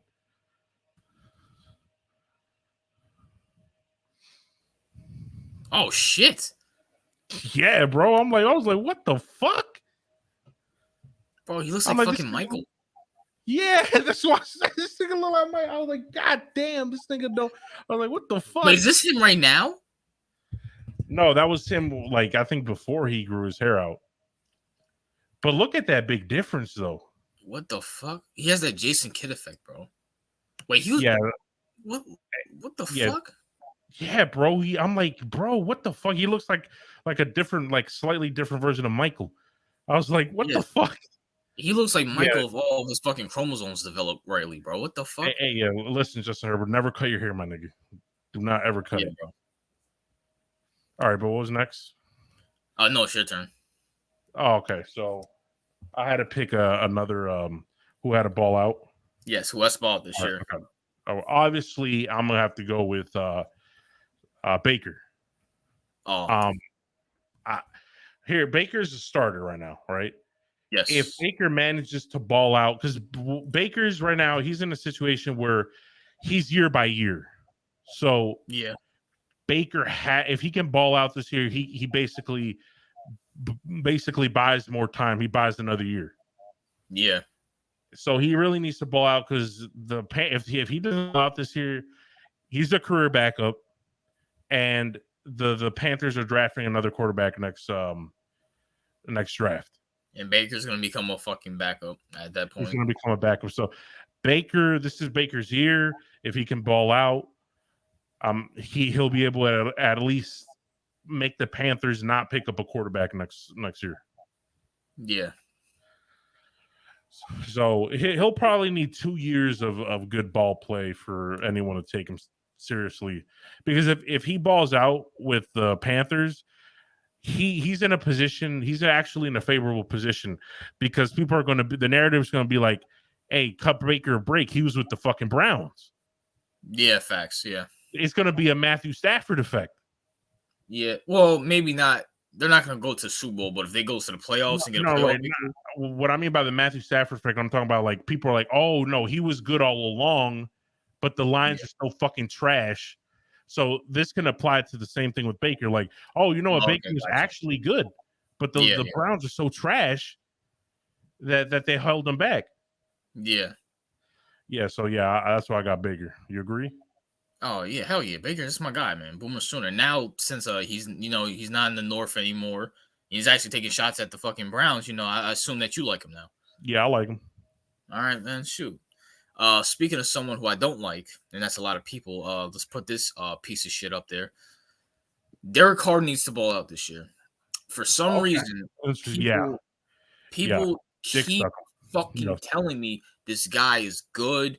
The Raiders don't need to move on. Like, the simple fact that people keep saying he's fucking good and Brady and Gronk wanted to go to the fucking Raiders and they chose Derek fucking Carr.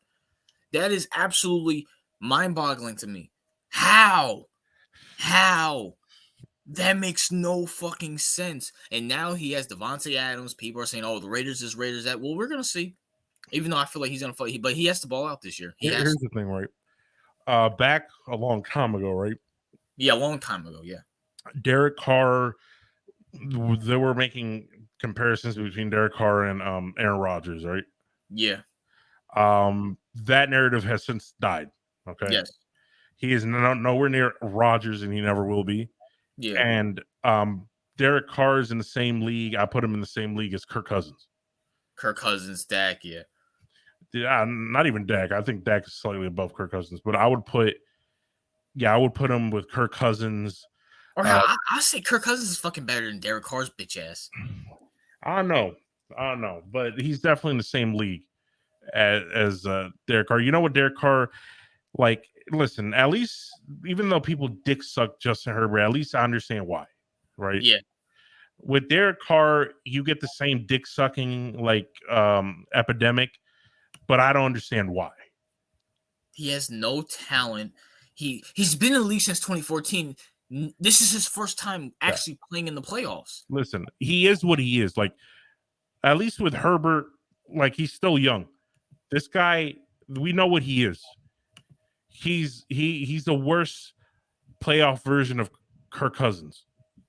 Yeah, man. It's like fucking ridiculous. Like, why the hell do you want this guy as your face as your franchise, bro? You're supposed to be a masculine fucking team. Just win, baby, and this is your fucking face. Is This it me? asshole is your Wait, face. is it me or does he look like that bully from Toy Story? Yeah, he does. Yeah. Yeah. So this is listen. I don't have anything personally against Derek Carr. I think I he's. do. Fuck this asshole. I think a lot of people say he's a good person, so I don't have a problem with him. I just don't.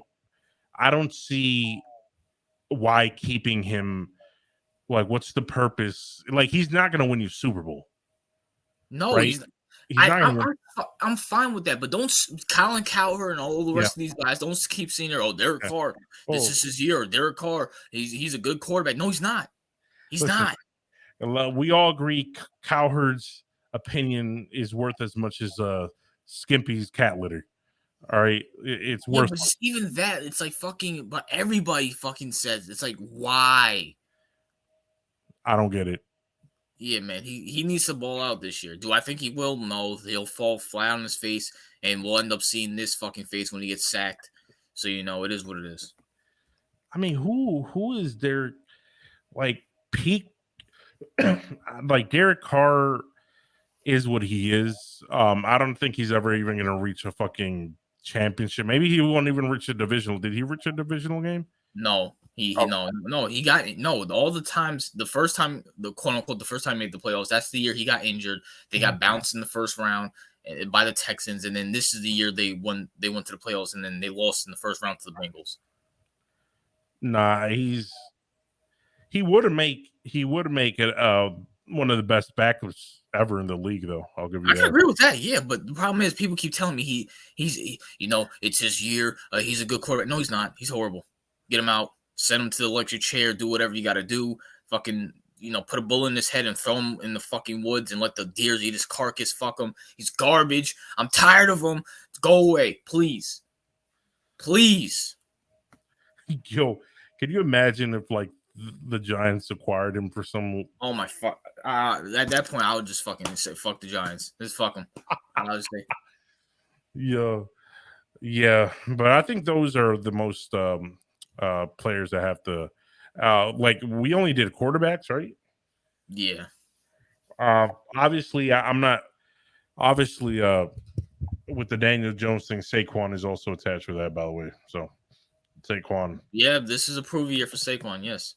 If Saquon gets another injury, he's going to be regulated to a backup role on another team. By the way, so listen, Saquon is a great guy, not denying that, but we shouldn't have taken him. No. He's only had one good year, right? Like, I get that he kind of has that Lamar effect where he's very electrifying to watch, right? But I mean, when he's not there and he's just like clearly like he needs to ball out. Yes, he does need to fucking ball out. And it's just it's just honestly, this is the year. If he gets injured again, like you said, or if he just has a bad year, it's time for the Giants to move on. And that's going to be hard because he's the only guy on our team that really has star power. Okay. Yeah, I agree. And yes, it's pretty straightforward with Saquon. He's already on borrowed time because he's a running back. So yeah, and he already has fucking injury problems as well too. We're no longer in a league where running backs have like 9-year careers. Like if you're lucky, fucking prime running backs have a good 4-year span, and then they're fucking done. And speaking of running backs, we need to bring up another running back who needs to fucking ball out. Oh yeah, he's on the same boat as this nigga. Zeke Elliott has been on the decline ever since he's got paid, and he needs to ball out this year. Okay, and for all those people who are like, pay Zeke, right, and basically calling out Jerry Jones and all this shit. Look at what you got. Jerry was right. This nigga got paid, and now he's a fucking bum. I do think he did earn his first paycheck. I will say that I think he earned his first paycheck. Right, but usually, I know this sounds unfair, but let's be honest. Like the league pays on potential. They don't pay on what you have done, right? Yeah. Like so, yes, I do agree that he earned it because he was a monster for like the first 3 years. Mm-hmm. But But the moment he got his bag, this nigga became lazy. All right. He became complacent. He's not. He's nowhere near where he used to be. Um, no. This is a prove a year. Like, do I see the Cowboys getting rid of him if he sucks this year? Maybe. Like, fuck They it. have Tony Even Pollard now. They have Tony Pollard. yeah. I mean, fuck for fuck's sake, Tony Pollard. Like that motherfucker's slightly better than him now. Yeah, he's faster. Yeah. Where did we get to the point where Tony Pollard is slightly better than Zeke? That's insane. And I think he averaged more like yards per carry. So Zeke, like Jerry Jones was right. He probably should have let you go in free agency or traded you or whatever, cut you, whatever the fuck. He didn't pay you the money that you wanted. Right, because you got overpaid now.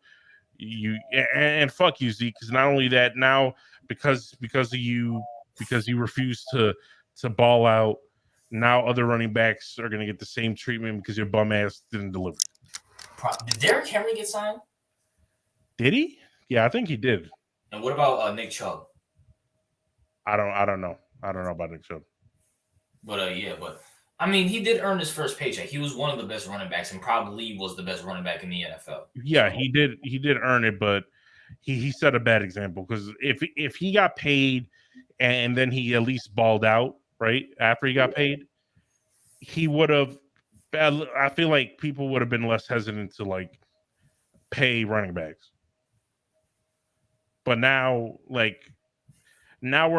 starting to evolve in a position in the game where you shouldn't draft a running back in the first round. Giants. And you should probably do running back by committee. I agree with that. So the days of the superstar running back I feel like they're behind us. They've been fucking behind us. Now it's like the running backs that got to replace receivers because receivers are getting big now. Yeah, receivers are getting big money. They're seen as the new running backs, whatever. Which is justifiable because you can't touch them; they can literally get the fuck open. Right, and they also have a longer shelf life. So yeah, man. So anybody else you got? I think that's it. I'm pretty sure there are a shit ton of them, but I can't. They're not really coming to me right now. Yeah, man. But speaking of that, man, since I was gonna make a video on him, but we can talk about him now. I just want to say a big fuck you to Danny Ainge. You ain't shit, bro. You know what I'm saying? Yo, shout out to Danny Ainge. The CEO, shut the fuck up. You know that's fucking bullshit. What he fucking pulled. Yeah, listen, this is what happened. Either two things, right? Mm-hmm. The Knicks signed RJ, so Danny Ainge wouldn't put him in negotiations. Or what I think is more likely, right? Yeah. The Knicks signed him because they already knew the deal was off. Which is probably what I think. Like, I think the Knicks knew, right? Yeah.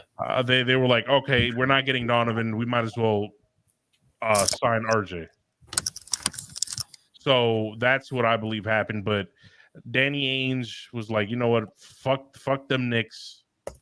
I'll just give them to Cleveland for a bag of chips. Shout out to Danny Ainge. Danny Ainge, you ain't shit. You never been shit, bro. Listen, look at it. That's the face of a real man, bro. Yeah, this is a real man right here. See, look at that. A real goat right there, bro. He looks like a big fucking pedophile. That's what he fucking looks like. Listen, bro. Look at those great Danny Ainge jerseys, bro. We should. You know what? I could buy you one to ship you. You want one? Bro, I would fucking. I need some firewood anyway, so you can go ahead and send me one of those. Listen, there's no fucking way that Danny Ainge should have fucking. So let's look up the deal first of all. All right. Because the Knicks offered him. Hold on, let's just see if they mention the deal in this. Truly, there's been no way for the Knicks to avoid their fate, whatever stands. But Mitchell had blue, orange. I'm trying to figure out if they have the fucking. So watch out. Utah was already insisting on the Knicks removing restrictions from the massive pick style pick, eventually getting 3 unprotected first rounder selections from the Cavs, and like Michael Jordan before him. However, Danny Ainge, so the main thing was Danny Ainge wanted 3 unprotected picks. Okay. And do you know the difference between unprotected and protected picks? I have no fucking idea. Yeah, I mean, ideally, you want unprotected picks. So basically, you own the rights to the pick completely. There isn't a stipulation. Like there's no different, like, oh, when it's like top 5 protected or something, right? Yeah. It means if they get the top 5 pick, then the deal's off basically. So okay, that makes some right, sense. so it's protected. So unprotected is you completely own the rights to that pick. So I can understand why he wants unprotected picks. But we offered him so many we offered him 2 plus Opie and a lot of other fucking players. He said no. We did offer him RJ at one point. He said no. He wanted our whole fucking team for Don. So that tells me right then and there, this asshole didn't want to fucking deal with us at all. So my question is, what? He played baseball. Oh, that's great. He played for the Canadian team. So that's your guy, CEO. Repping awesome kids fucking team. I hope you're happy. Hey, listen, all sins are forgiven as long as they fucked over the Knicks. Nah, man. And so it's just, if you didn't want to deal with us, just come out and say, "Oh, I don't want to deal with the Knicks," instead of wasting our fucking time. Right. So Danny Ainge, you ain't shit. The Boston Celtics really ain't shit. Yo, shout out to Danny Ainge, who will forever be a legend. And now that you screwed over the Knicks, you are especially even a bigger legend now. You know what I'm saying? And you will always be fucking Magic Johnson's fucking bitch. You know what I'm saying? Man, look at this. This is a guy who's owned the Boston Celtics for years. This is your guy, CEO. Listen, look at that smile, CEO. That is the face of That's HIV. That's a face of masculinity right there. That is the face of HIV, all right? That is the face of HIV. I don't want to hear it. And you took the HIV dick right up your asses every time Larry Bird and Magic Johnson versed in the finals. Listen, bro, Magic Johnson, we let him win because, we felt bad because he had AIDS.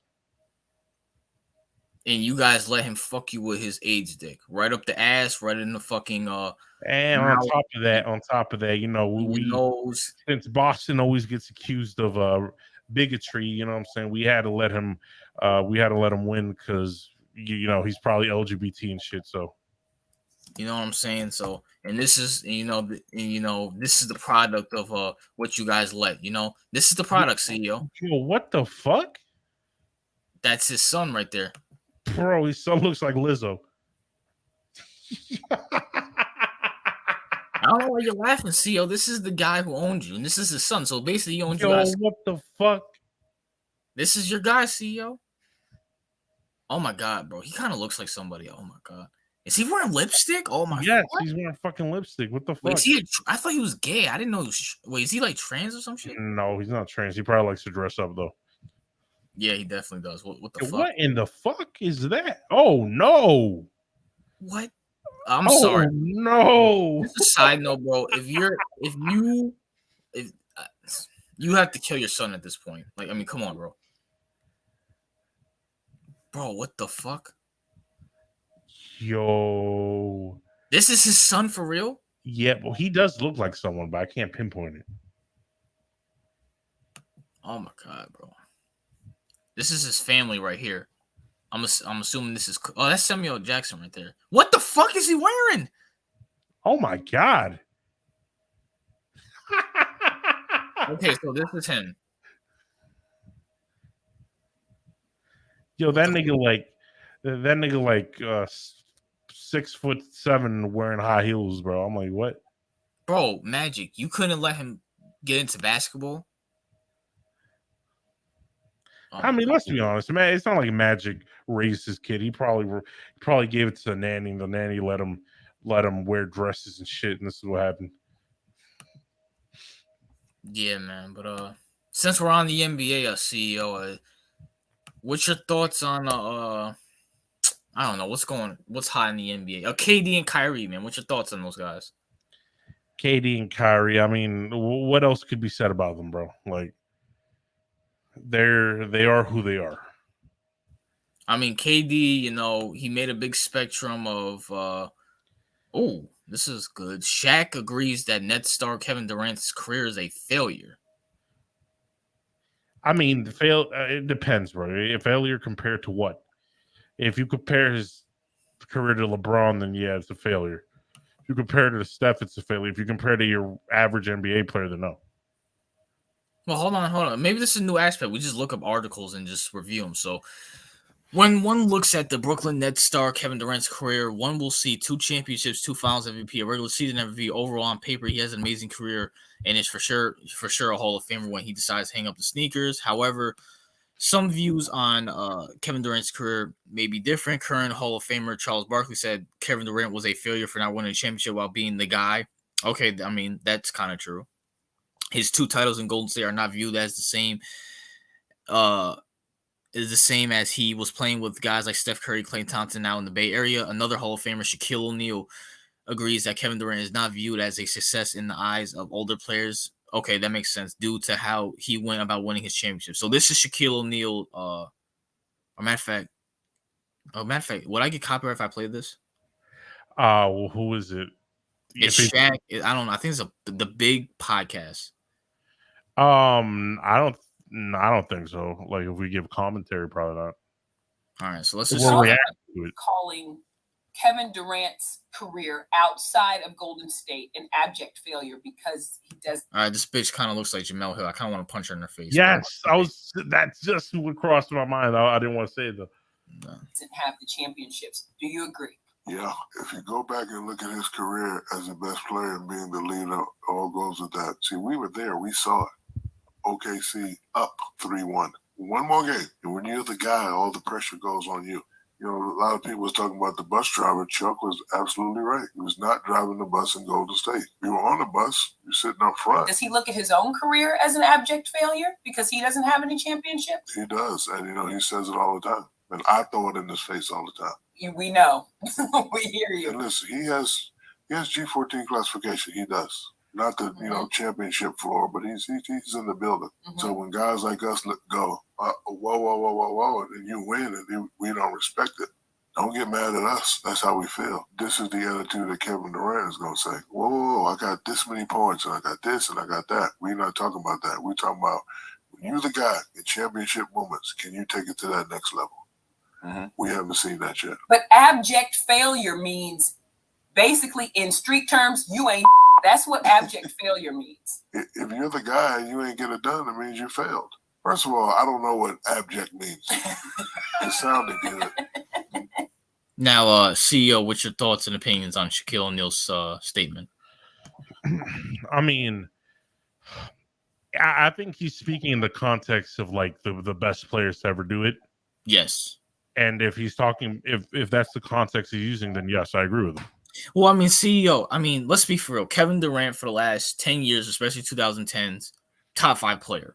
Him, Bron, Curry, Kawhi, and then towards the end, and what's his name? Giannis towards the end. But the main 3 guys are, LeBron, Curry, and KD. Yeah. When you compare him to those 2 guys, it kind of was a failure. I don't want to say failure, but just listen, because it's all in context. Was Kevin Durant's basketball career a failure compared to the rest of the league? No, absolutely not. It was his career a failure compared to LeBron James, Steph Curry? Yes. And when you compare him to the Jordans and the Magics and the Shaqs, it was.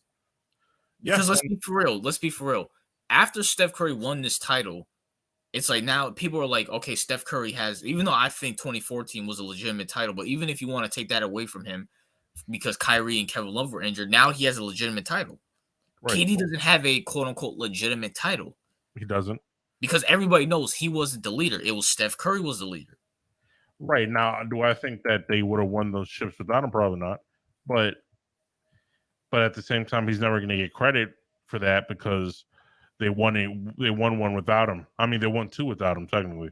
Yeah, and let me ask you this: if he never goes to Golden State, do you think they at least win 1 to 2 more titles without him? Like, it doesn't even have to be those next year. Do you think they win 1 to 2 more titles? Do you think Curry will get another title without him? Are you saying that? Were you trying to say that? Do I think that in the span that he was with Golden State, would they have won a title still without him? Yeah, like so. It's like he went there from 16 to 17, right? And it's 17 to 18. Do you think Curry would have won or even like from when he went to Golden State in 2016 to now? Do you think Curry would have won a title? No. I think he would have. No, I don't think. I think that he did. He did. I mean, he did, but I don't think he would have won like another one without him. Like, because KD added an element to because there was one run where what's it called, that they were playing versus another team. Who was that team? Okay, listen, did they lost to who? The Raptors?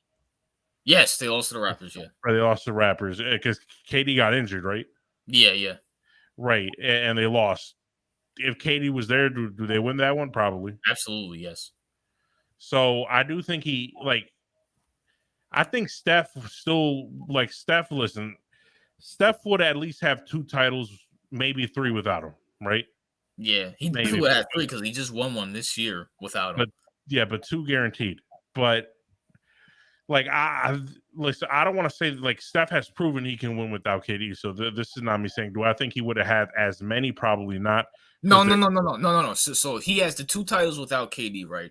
Okay. I'm saying say like KD doesn't go there in 2016. Do you think he wins at least 1 more? Just 1 more, maybe. Just 1 more. Or do you think he'll go to a finals?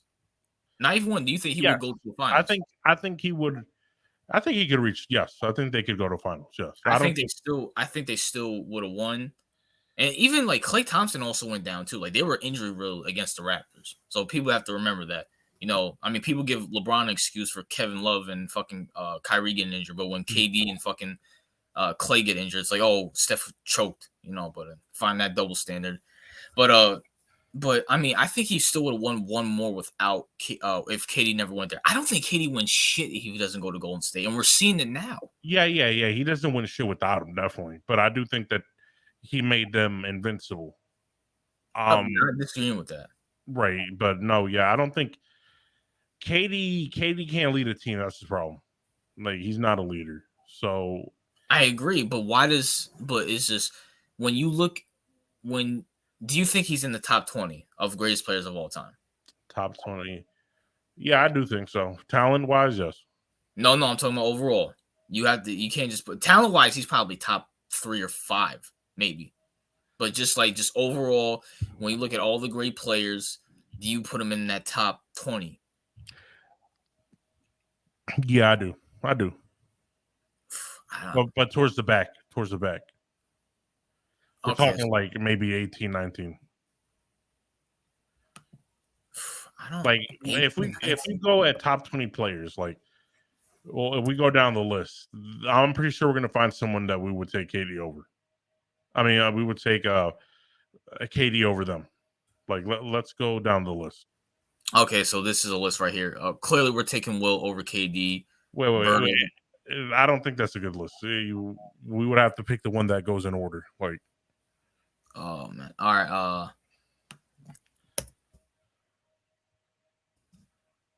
NBA top. Yeah. By the way, people, when NBA season starts, if you guys go back and watch, me and CEO's top 5 players of all time, most underrated, most over. We're definitely doing that for the NBA, and that one's going to be very controversial.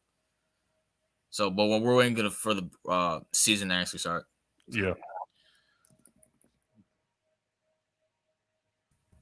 You should put NBA top 50 or something.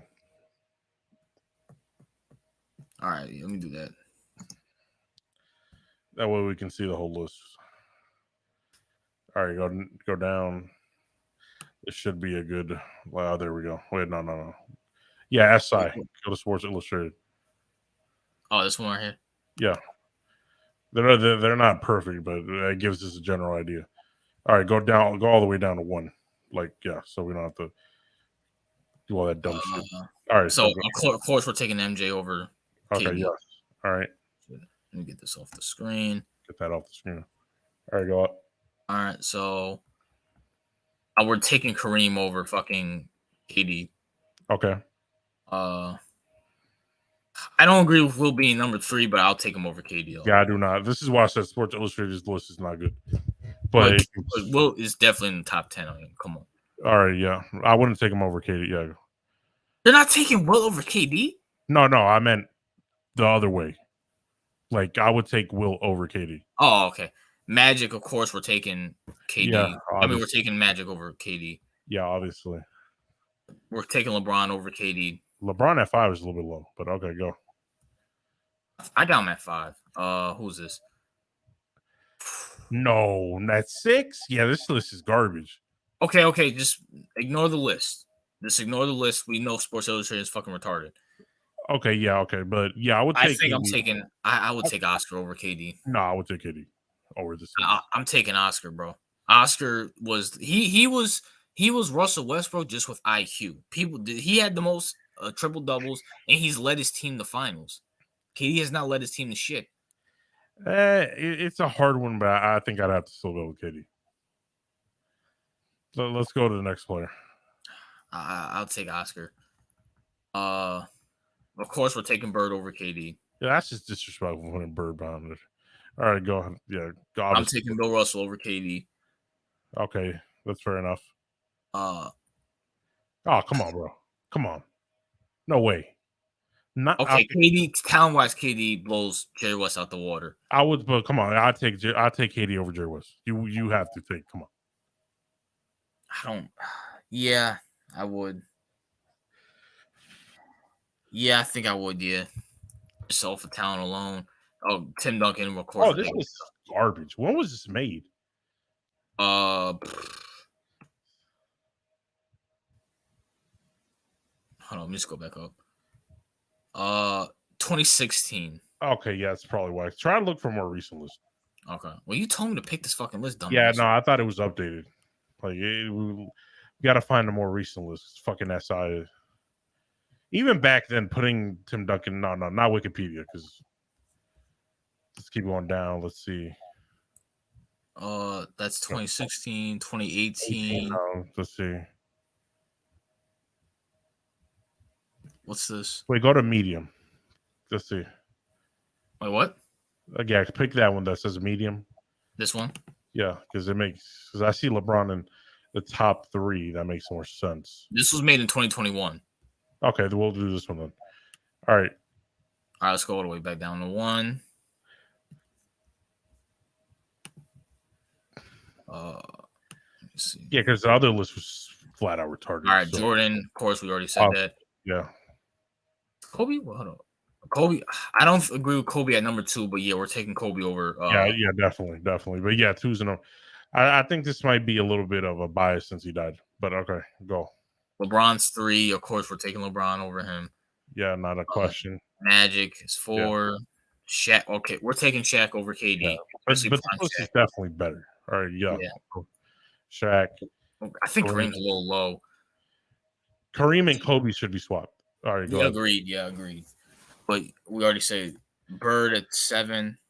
Yeah. Well, I mean, at least they're consistent. So, yeah, well, coach for taking Bird. Will at 8. That's more realistic. Yeah. Yeah, Will at 8. Okay. I'm taking Hakeem the Dream over KD. Yeah, I'm taking Hakeem as well. We're also at 10, even though I think he's a little low, but we already said we're taking Bill, and then I'm taking Dr. J over KD. That's fair enough. Next one. Now, the talent-wise, I'll give the slight edge over KD, even though Dr. J, if he was in this fucking era and he was able to learn how to shoot threes, I feel like he would be a fucking monster. But he led his team to some finals. He won one, so I'm taking him over KD. This is an interesting one. Okay, first of all, way too high for Wade, but yeah, I think so, but this is not about the list. This is about like who. Yeah, the player. Yeah, I got the player. No, it just helps that the list is more accurate because we're doing the top 20 players. So yeah. Would I take KD over. Wait, I forgot. Did Dwayne Wade win anything without KD? I mean, without Braun? Yeah, he won one in 06. Okay, then I gotta give it to Wade. Yeah, Wade. Now Shaq was on the team, but Shaq wasn't like Shaq anymore. Yeah, but he was washed, so it doesn't matter. He wasn't washed, but he was the number 2 clearly, and Wade led him to the finals and won Finals MVP. So, I mean, if somebody wants to pick KD, that's fine. yeah, but I would just take Wade. Now, I gotta take Isaiah Thomas over KD. The stats might not be there, but he led his team to multiple finals, and he's won 2. Yeah, I'll pick. And plus, he was a point guard, so he wanted assists more than fucking points. So yeah, I pick Isaiah too. Go. Ooh, this is a good one. Garnett. Okay, this is hard. I mean, this is KD from a skill perspective is so way better than this guy. Skill perspective, yeah. Talent wise, yes, but then did Garnett do anything before he fucking teamed up with fucking Ray Allen and Paul Pierce and those guys? Listen, gun to my head, I'm picking KD. I'm gonna be honest with you. I'm picking KD. I might have to give it to KD, yeah. Even though it's close, because I feel like Garnett has more dog in him than KD. Yeah, I do, but I just it's just Garnett doesn't. Okay, now here, and I can't wait to do this next overrated, underrated list. Not gonna give any spoilers. I'm taking fucking KD over Iverson. It's not even a question. No, no. Well, we're gonna save that for that. I already said you wouldn't take him. I will take him over KD. I'm taking David Robinson over KD. Yeah, I'll take the Admiral. Yeah. This list is kind of fucked up too. Karl Malone. No, I'm taking KD. Yo, this nigga Karl Malone was jacked as fuck. He's a pedophile too, you know. Oh, he's a pedophile? What the fuck? Yeah, he got a 15-year-old pregnant. Oh, okay, then yeah, I'm taking. I mean, but either way, I was gonna take KD anyway. So. Yeah, I probably would take KD over Karl Malone, even though it's closer than what people think. There he goes, right there, KD. Okay, I mean, yeah. See, he made the top 20. Yeah, I think he's in the top 20. But let's see who's 20. I think I'll take KD over Clyde. Okay, so we agree. Let's go up. Okay, that's interesting. I'm taking KD. So let's see. You got to put Steph Curry above KD at this point. Yeah, but that would still make KD in the top 20. He would just be 20. Yeah, that's true.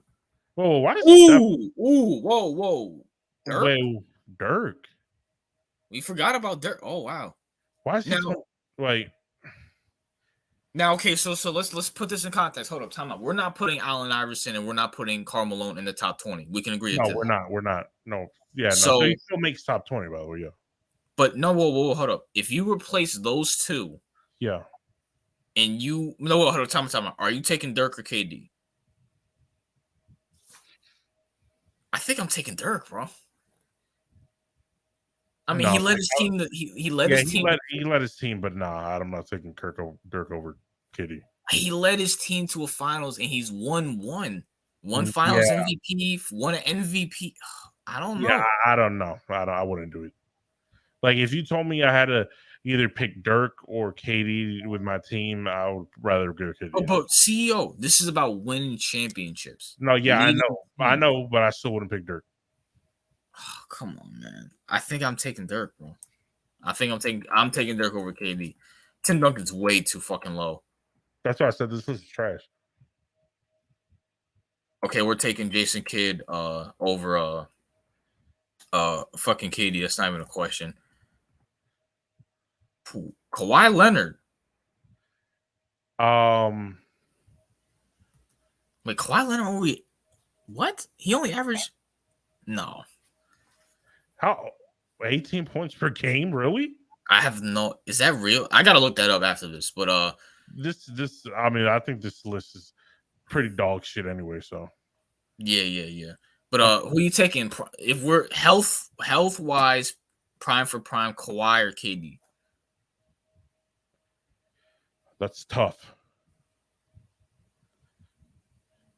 That's tough.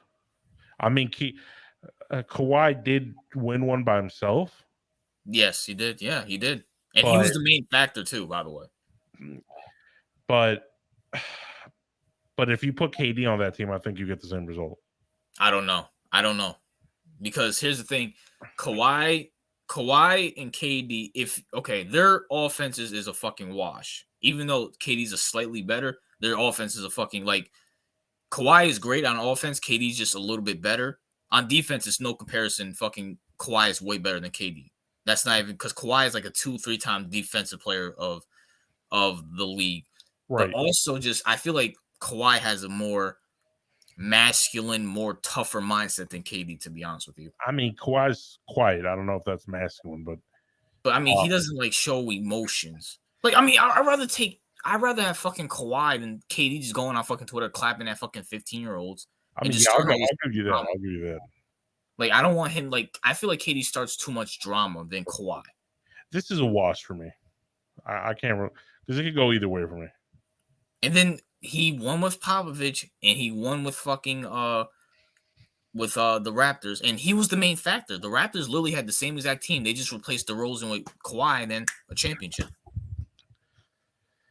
Yeah, even if you say okay, if KD doesn't get injured, they still win. But the Golden State still wins. But at least they got there. They were just getting bounced in the second round with fucking DeRozan. Right. I just feel if you put KD, you could get the similar result. I don't know, bro. I mean, look what he's doing in Brooklyn. And we can agree that fucking Brooklyn has a more talented team than the Raptors that fucking year. Yeah, but I generally believe like that run for the fucking Raptors was really something because they should have lost to Philadelphia.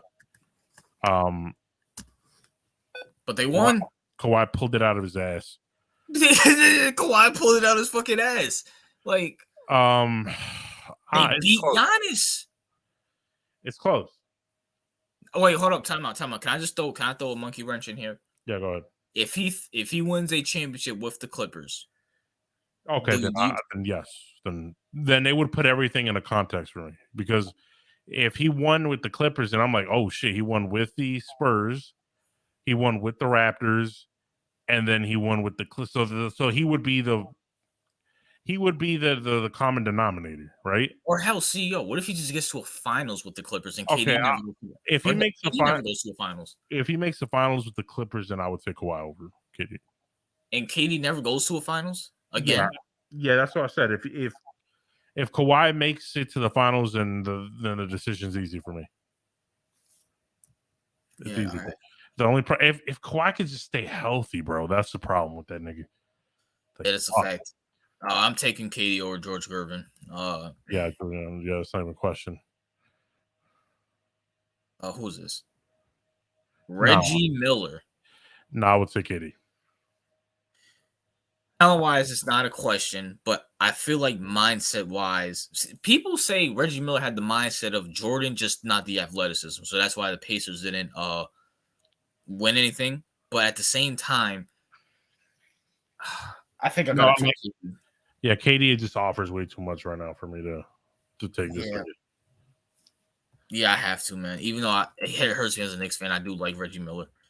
Like I'm taking KD over Scotty. Yeah, me too. The perfect player would be like Michael Jordan's mentality with KD's everything else. Yeah. And then let's see, Dominique. Of course, we're taking KD. Yeah, I think KD washes every player after number 30. Yeah, besides maybe. Yeah, I think he makes it to top 20. Like he'll probably like to 19 or 20 though. Now, I mean, shoot. Now you have to put Curry above him. Right. Yeah, but again, there was players in that top 20 that shouldn't have been there. So I would just swap Curry. I still think I would take Dirk over him. And then honestly, if Kawhi can get to a finals and win, he's going above KD. No, if he can just get to another finals, I'll put him over KD. Or can I throw a monkey wrench in here again? Yeah, go ahead. If somehow, some way, CP3 wins the finals, do you put him above KD? That's hard. if he can win, oh wow, that's actually good. That's actually a good question. If he wins now, because we can agree that Curry was the leader of the Golden State teams, right? Yeah. CP3's been the leader for all of his teams throughout his, and then they've all been successful. Right, because if, like, how many rings does KD have? 2? Yeah, 2. Well, the 2 Golden State years, and then he went to the finals in 2012, but he lost to the Miami Heat. All right, so it's hard because if CP3 won a championship, his championship would mean way more than any championship KD had. So just from a skills, like just from a, because CP3 would have been the main factor that they won. So yeah, facts. That's a whole fact.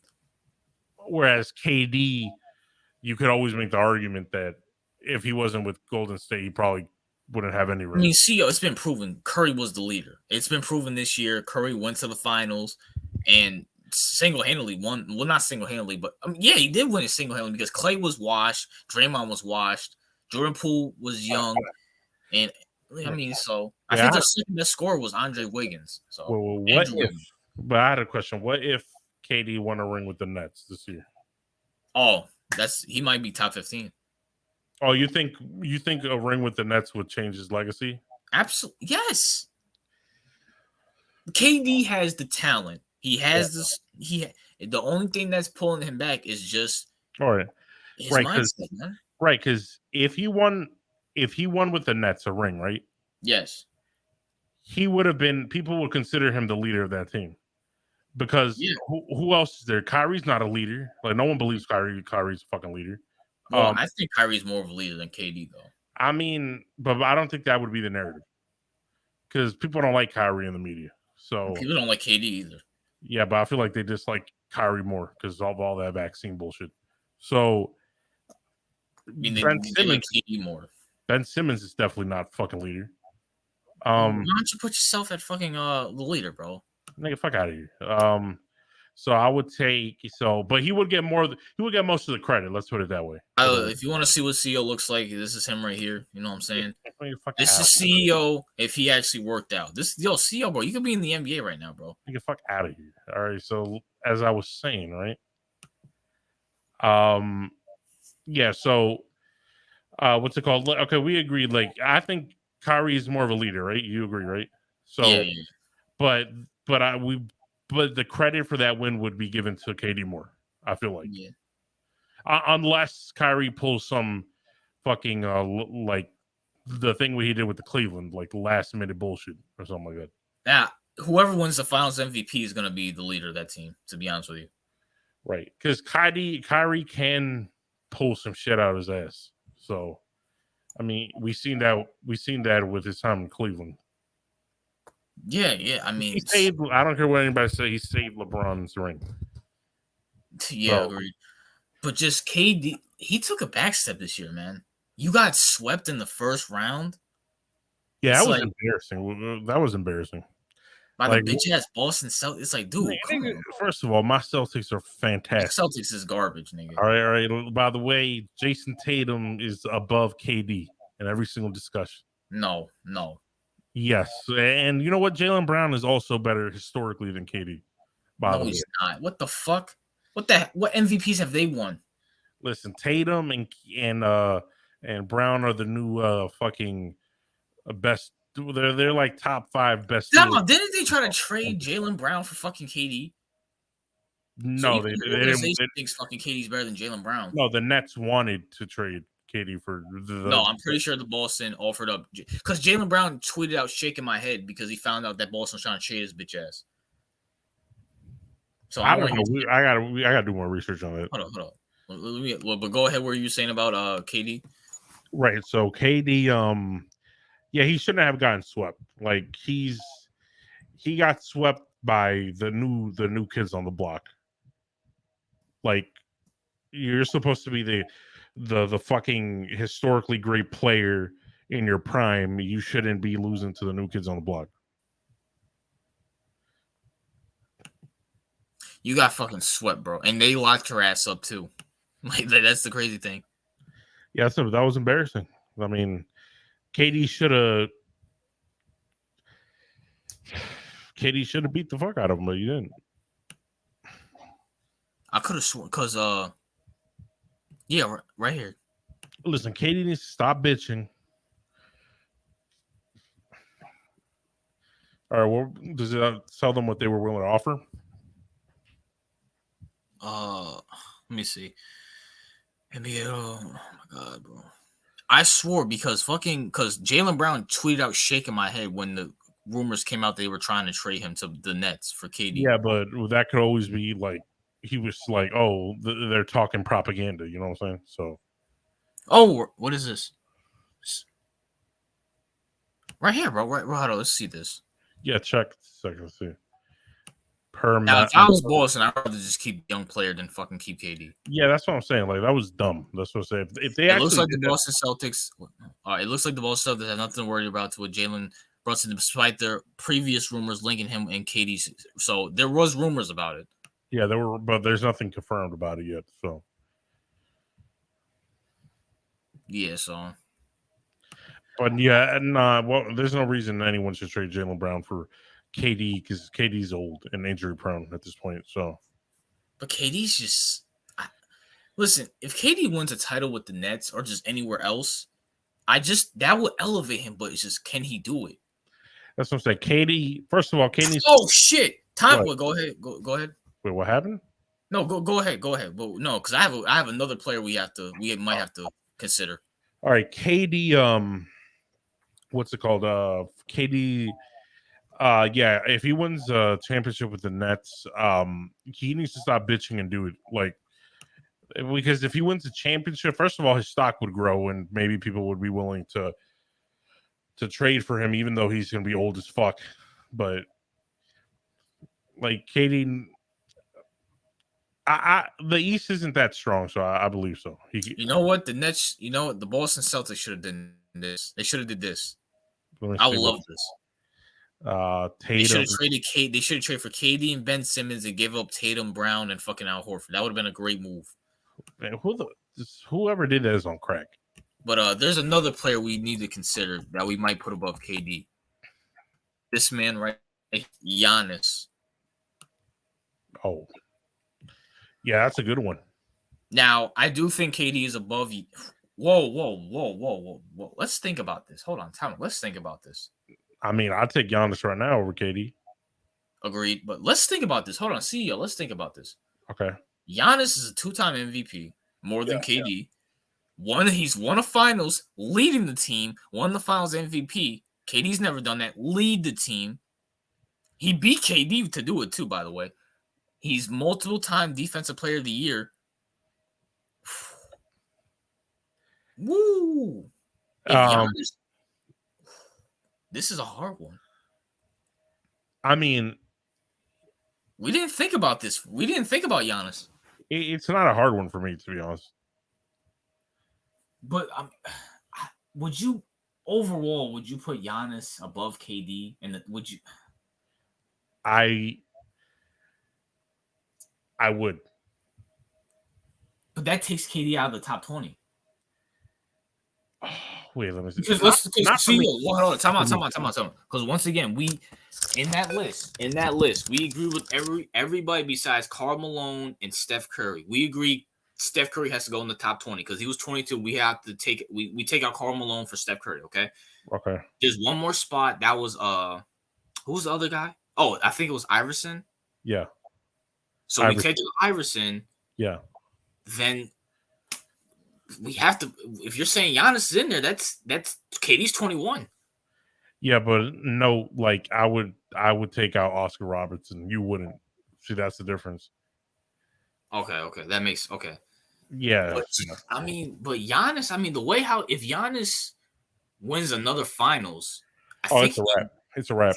I think that's above KD. Even if KD wins one, like on his own, and Giannis wins another one on his own, Giannis he's led his team to more titles, and clearly he's gonna win the finals MVP. Giannis, he's gonna have more defensive players. Now, if KD manages to win with the Nets and Giannis doesn't win another one, then yeah, I would pick KD probably. Yeah, I don't know. Because I mean, I think that would tip the scales in his favor.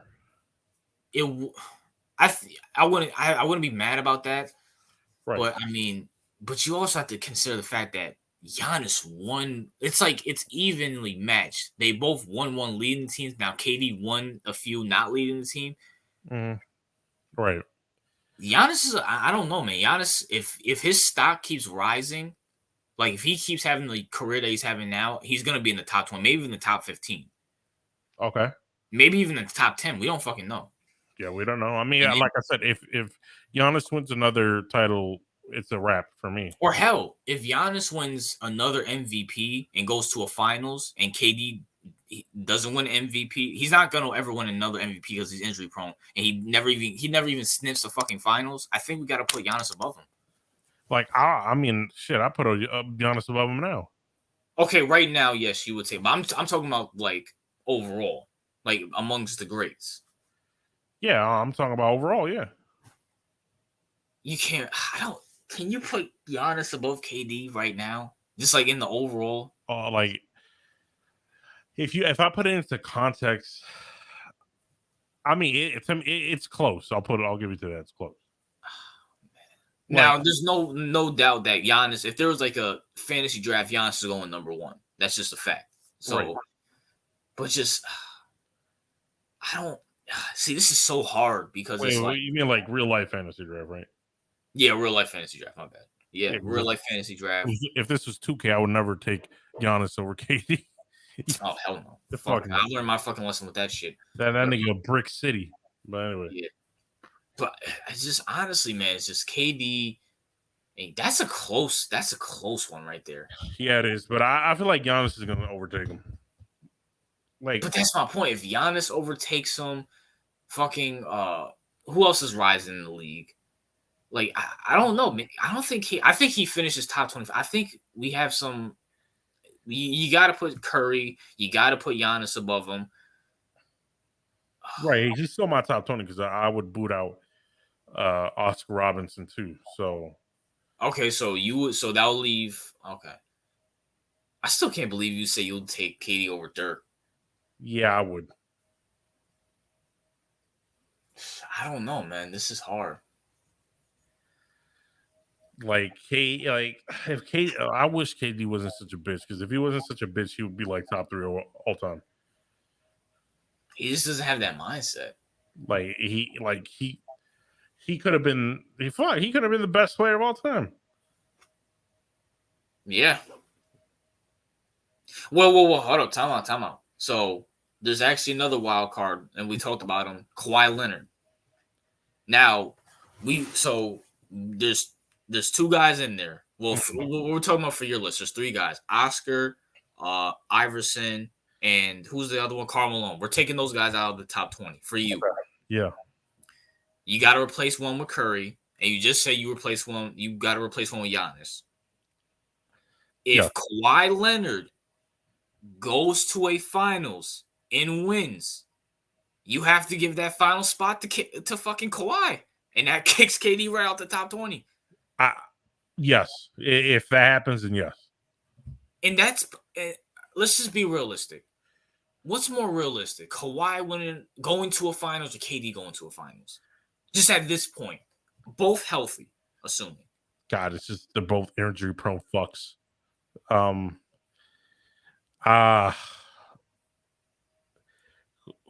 don't know. It's like who do I would probably say KD. I don't know, bro. Let's break it down though. All right, go ahead. I trust Kyrie more than I trust Paul George. Agreed. The East is weaker than the West. Yeah. So with those 2 elements, I think KD probably has a better. Whoa! Time out. I trust Ty Lue than I trust Steve Nash as head coach. And I don't really trust Ty Lue all that much. But Steve Nash is horrible. He's fucking awful. There's a reason why KD wanted him fired. But Steve Nash is bad. But that was KD and Kyrie's fault for putting him there. And then honestly, just to be honest with you, Paul George is a bitch. No one, Paul George is an asshole. We can all agree to that. At least I can fucking agree to that. Fuck Paul George. You're on that electric chair too. I might start a series called Electric Chairs where I just shit all over fucking players. But I think Kyrie is just so. Oh my god, I can't believe I'm saying this. I'm about to be sick. I think Kyrie is more talented than Paul George. But reliability-wise, I think I'm taking Paul George. Because Kyrie, he can take a game off because something fucking happens in Africa that isn't. Like, he's so unreliable. Yeah, I agree with that. But when it comes to, like, being clutch, I think I take Kyrie. Agreed, but it's like, you have to be there to be clutch. I just don't trust Paul George. I don't trust fucking Kawhi. I'm not Kawhi. Fucking Kyrie. Like, it's just he's so everywhere. It's like I can't like. He's like the Kanye of basketball. He's the Antonio Brown. Oh yeah, Yes. yeah. He's the he's the Kanye. He's the Antonio Brown. That's not a good thing because if in a game 7 he's like, oh guys, I can't play because I'm having this down the third. It's like, well, fuck. That's true. But there's one X factor. What? Ben Simmons. The fuck does Ben Simmons have to do with anything? Yeah, we got the great Ben Simmons. Oh yeah, we got you playing fucking shooting. Yeah, I agree. Yeah. So like who's the fucking Clippers' third best player? That's actually a good question. Now wait, hold up. Ben Simmons. We're talking about guys mental here. Let's not fucking act like Ben Simmons is the most mentally stable. No, but we can give him some drugs and hope he doesn't collapse. Nigga, you give him drugs. Fuck. Okay, so let's look at this. Oh, John Wall, fuck out of here. Oh yeah, I forgot to got you. Yo, I forgot they got the asshole. Oh my god. Yo, he was having like suicidal thoughts or whatever. Yo, what's with these like shit? We should be talking about that next time. Yeah, I mean, hey John Wall, if you want my advice, bro, just do it, bro. But let's look at this roster for the Clippers. I hope this is the current Clippers, right? Yeah. Yeah. See, I wish they would just put it by fucking starters. Yeah. So Kawhi is probably the number 1. Paul George is the number 2. I'm assuming Reggie Jackson, maybe. Yeah, well, I'm thinking Ben Simmons over any option they got right there. I gotta see Ben play. His stock is so down right now. I gotta see him play. Right, but even with his down stock, I wouldn't take no Reggie Jackson over him. But Reggie Jackson's gonna put up more points. Ben Simmons is better on defense. I'll give you that. And he's gonna play. Yeah, I mean, listen, Ben Simmons is gonna play too. Like he's gonna play. Like I don't know, bro. All right, put the Nets roster. Let's put up the Nets roster. Okay. Because maybe there's somebody else that's good that that's escaping my mind.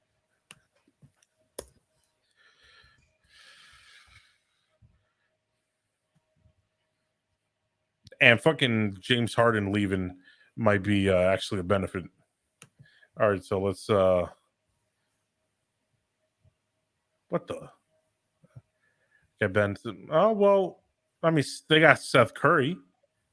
I mean, yeah, but he's not gonna contribute nothing. Let me see. Joe Harris is a great 3-point shooter. That nigga be bricking like a motherfucker in the playoffs.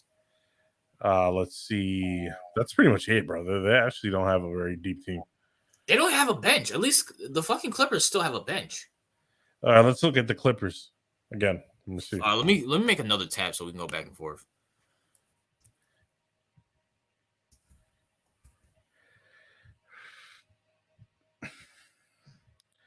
I don't know why it doesn't let me see their fucking thing from right here.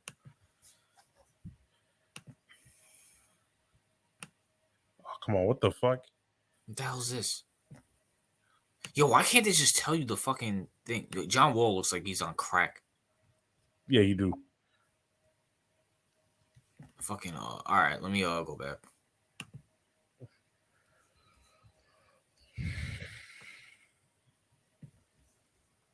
Why do they have fucking Patrick Beverly as their thing? Okay, there you go. All right, so let's just assume, Marcus Morris is coming off the bench. Terrence Mann is coming off the bench. Rodney Hood's coming off the bench. Okay. Who else? John Wall's coming off the bench. Wait, I thought who's the starting point guard? It's Reggie Jackson. Okay. That's not a bad Robert Covington. He's coming off the bench too. So that's not a bad bench compared to the fucking Nets. All right, let's look at the Nets bench.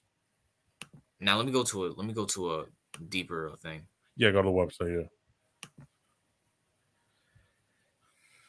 Oh my god, what the fuck is this? Wait, go down. There we go. Yes, there you go.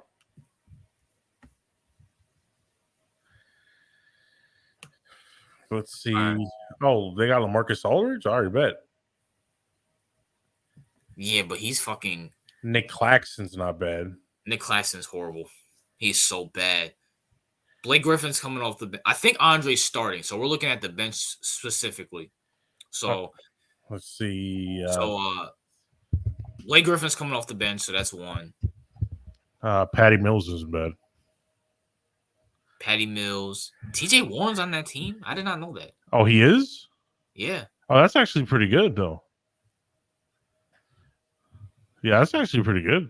I didn't even know that. Wow. I thought he was still with the fucking... What was he? With the Pacers at one point, I think?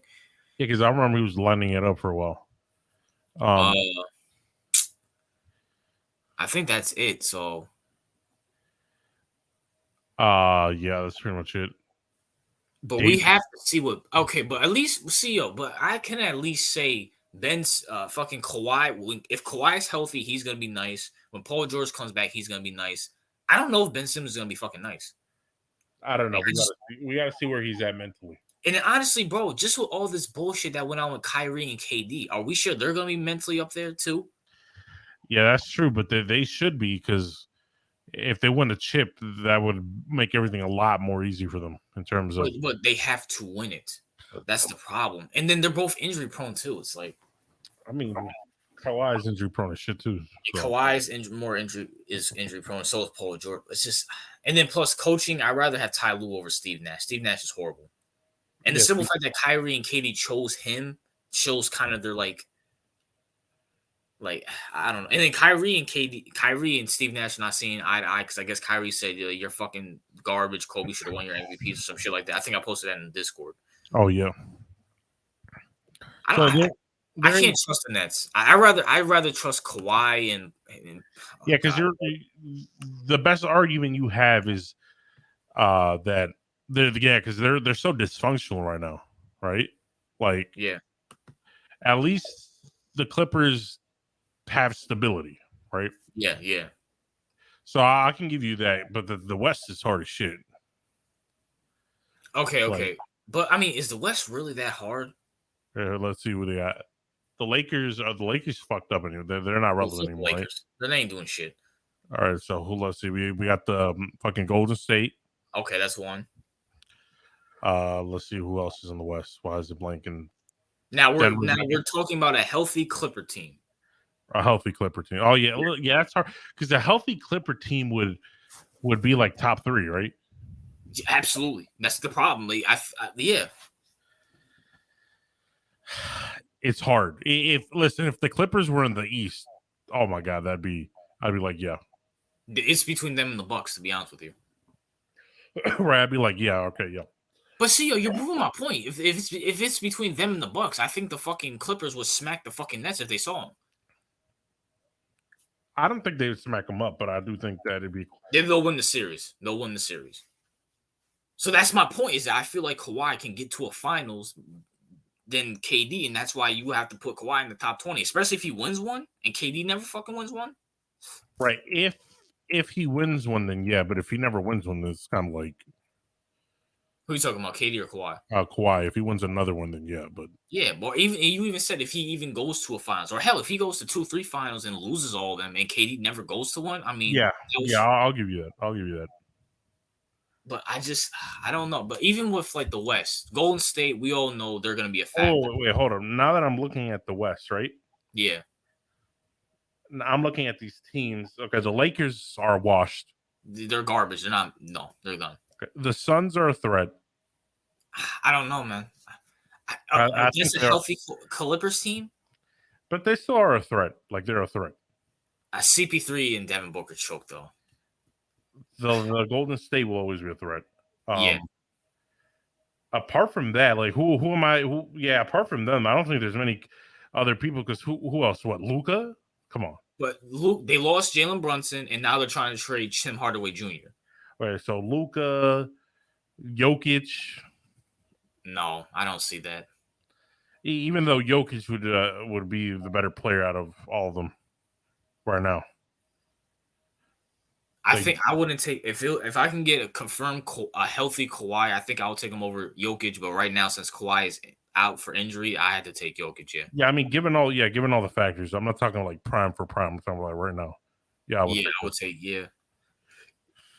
So I still would take if a healthy Clippers versus a healthy Nets. I'm taking the healthy Clippers. Yeah, the West isn't as strong as I thought it was. Yeah. Besides Golden State, I mean, CEO. Let's be for real, bro. Gun to your head. Are you picking the Suns or the Clippers? Both healthy. Like, who are you picking, bro? I think I'm taking the Clippers, bro. I gotta go with the Clippers. Yeah, and then plus you have CP3, who's always known to choke. Yeah, Devin Booker's always known to choke. Yeah, because it's just the only reason because at least Kawhi has championship experience. Yeah, it's like, bro, and they got fucking beat by Luka himself. Like, you can have a healthy Paul George and Kawhi. I mean, shit. Yeah, you know what? Now that we're going through it, because I forgot, like a couple of years ago, the West was so strong. Now it's kind of dropped off. Now and then, let's look at the East for the Nets. All right, let me look at the East. Hold on. I think the East might be kind of harder. So let me see. I gotta see. You're only gonna get this talk on the Unfiltered Sports Talk podcast. Let me see. Wait, hold up.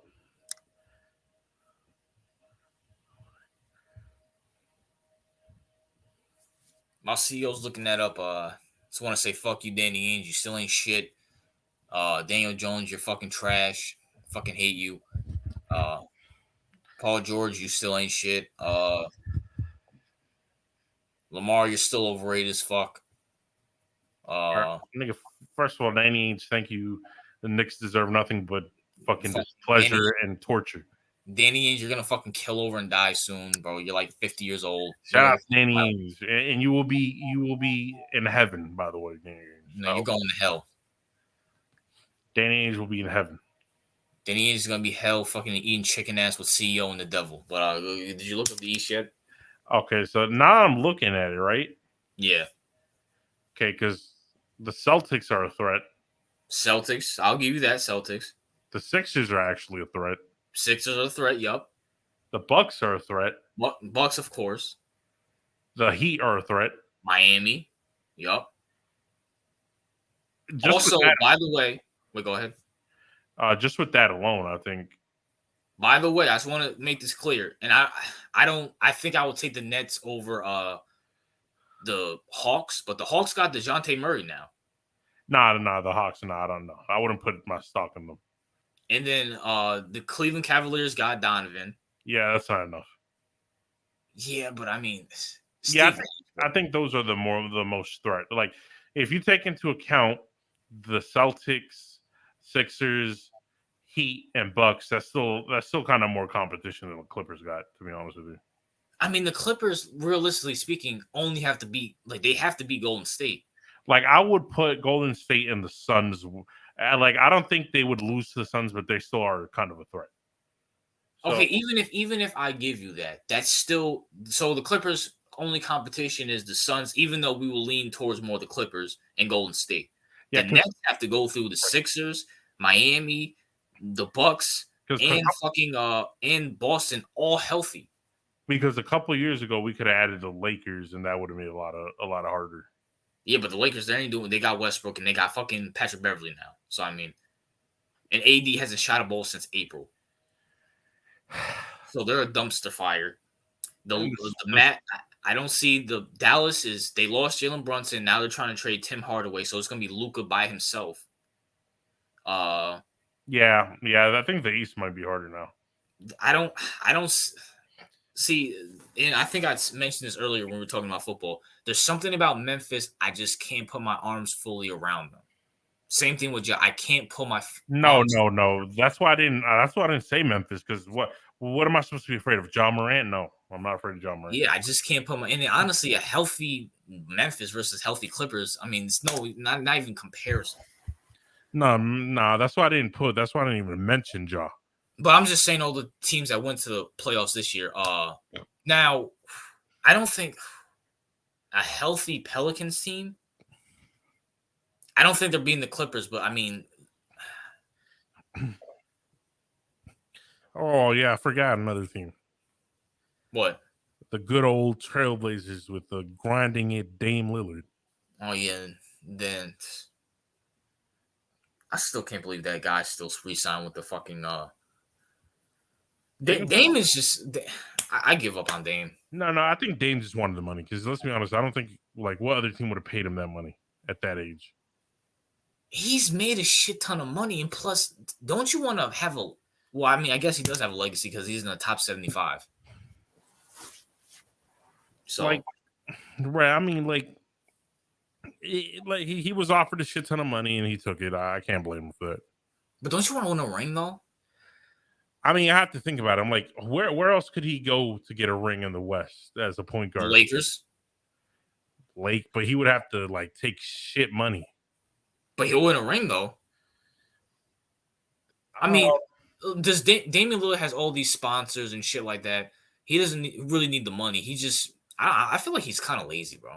I don't know. I don't know about lazy. I think that his whole motto is he wants to win. Anybody with fucking brain can see their Trailblazers is not gonna fucking win. So go to a team that's gonna fucking win, bro. But I think he's happy with the bootleg Allen Iverson kind of legacy. Okay, that's cool. If you want that, that's fine. But don't sit here and tell me in my face you want to win. Go to the Clippers. Can you imagine if they had fucking him at fucking point guard? There's no deniable fact. Like if they had Dame, Kawhi, and Paul George. Whew. I mean, yeah, that'd be nice. But I mean, yeah. And by the way, can I also say this too before we wrap up? Mm-hmm. For some reason, people are taking. So my big. I'm a big Chauncey guy. I love Chauncey.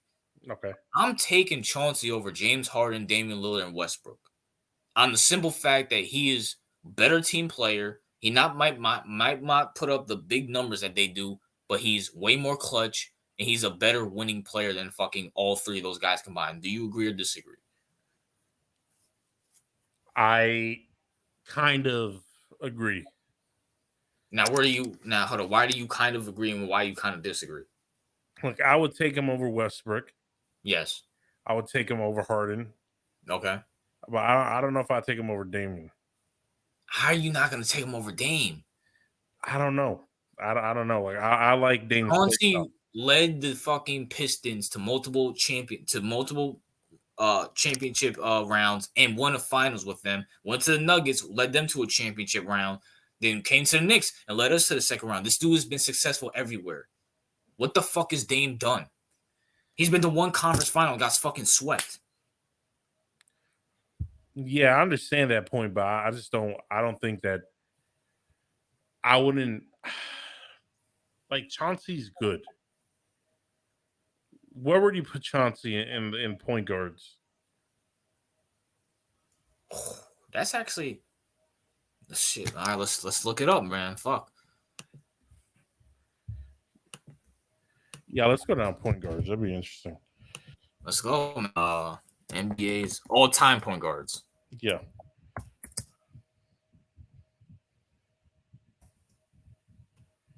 I know everybody's gonna fucking what the fuck? Westbrook is gonna be up there.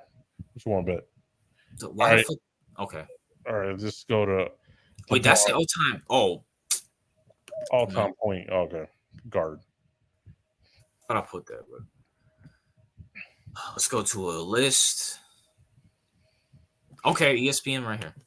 Okay. Well, this is all top 10. So, well, let's see the top 10 real quick. Let's see. This was made in 2016. It's a little bit old. Yeah, let me get off of this. Greatest, what was this made? 2019. Yeah, I think that's fine. 2019's fine. 2019, okay.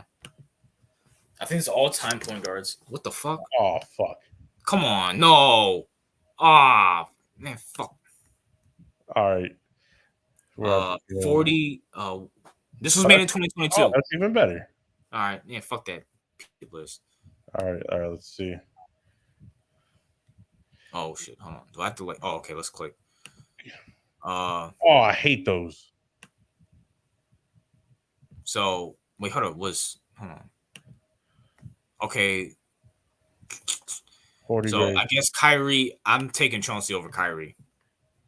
Okay, wait, what number is Kyrie? It doesn't even fucking wait. Hold on, does it not? So they just give you random fucking point guards? The fuck? Yo, this is go get out of here, bro. Emerson. Wait, hold on. Time out. Can we just get a regular website? Why the hell do? Oh my god. Okay. 50 greatest NBA. There you go. But that was made in 2011. That was made in 2011. Okay, no. Wait, top NBA point guards all time. And 2020. All right. Well, let's see. All right, let's just see. Oh my god. You can't get a normal ass list. Yeah, what the fuck? Okay. Number 1, Magic Johnson. Okay. Okay, that's clear. Number 2, John Stockton. Okay. I would probably take Chauncey over Stockton. Can I get rid of this? You should be able to. There's like no thing. No, there is no thing. That's weird. All right, it doesn't really matter. Whatever. I think I would take Chauncey over him. Simple fact that he won a title. He's more athletic. He's had success with the Pistons, Denver, and the fucking Knicks. And it was just because of him alone. I feel like he had more impact than Stockton. Okay, let's see where they put Chauncey. They're gonna underrate the shit out of him. Oscar Robbins. I would take Oscar over Chauncey. Yeah, I would take Oscar as well. So now, yeah, obviously. Well, do we really consider Steph a point guard? I do. He's not a point guard, bro. I mean, he plays the position. That don't mean shit. Bro, let's be for real. When you think of point guards, you don't think of Steph. You think of Magic, Chris Paul, Chauncey. He's a glorified shooting guard playing point guard. Yeah, but I mean, he technically is a point guard, to be honest. Like technically. Whatever, man. Fuck you. Go down. I'm taking him over Iverson. I'm taking him over Iverson. I'm sorry. Chauncey's a better. He's a bro. See, I will kick you off this fucking stream, bro. Keep going. I want to see where they put him. All right. I'm taking Isaiah over. I'm taking Isaiah. Yeah, I'm taking Isaiah. But why the fuck is Allen Iverson above Isaiah? Never mind. Tell me, you're taking Iverson over fucking Chauncey. I'm taking no. I'm not taking Iverson over Chauncey. Oh, okay. I was talking about how they put Iverson over Isaiah Thomas. Jerry West, I'll take. He's too old for me to even comment on Jerry West. You know? Like, I don't even know how good he was. I love CP3. But I'm taking Chauncey over him. I have to. He won a finals. He's been to multiple conference championships. And Chauncey doesn't choke. Chauncey's known for his big shots. Okay, let's see where they put him. I'm taking over Steve Nash too, by the way. Just like your TRL, you can try to run me over all you want, you cocksucking queer. He's better than this asshole, okay? Al Kuzi, I'm sorry, I can't comment on him. No, I can't comment on him either. I'm Morant. Okay, this is 2021. Okay. Chauncey didn't even make the list. All right, go. We need a bigger list to see where people would rate. What? Yeah, because he's not even on the list. NBA's. Oh my god! Why can't we just get a regular list, bro? We need like top 50 or something. Ranking top 50 greatest point guards in NBA history. Okay, this was made in 2020. Is that the Magic's website? The fuck? I don't want to look at the Magic. All right, whatever. Let's see if they. What the fuck? Bro, would it kill you to make no? Quarter? Huh? Who the fuck is this nigga? Oh, well, they're starting at 47 though, so that makes sense. No. Oh, they are. Okay, keep hitting the slider until we get a Chauncey.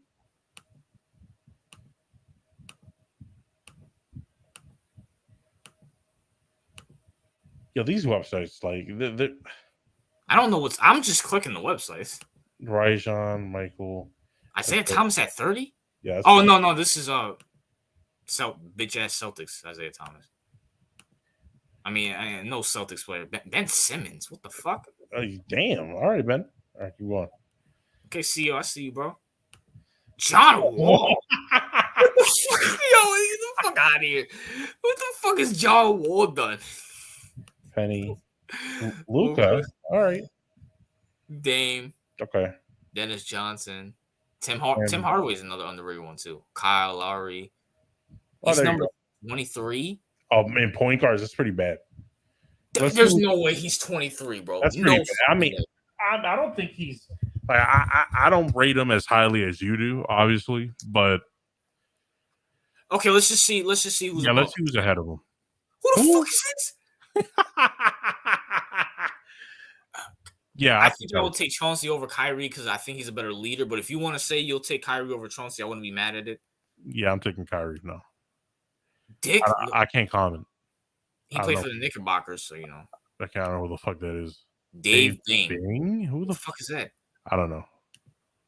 JoJo White. There's a lot of Celtics players. Okay. I'm taking Chauncey over D Rose. I'm sorry. Prime D Rose was a demon, but just longevity and winning a championship, I'm taking Chauncey. Yeah, that's fair enough. Nate Archibald. No, I'm not taking him over Chauncey.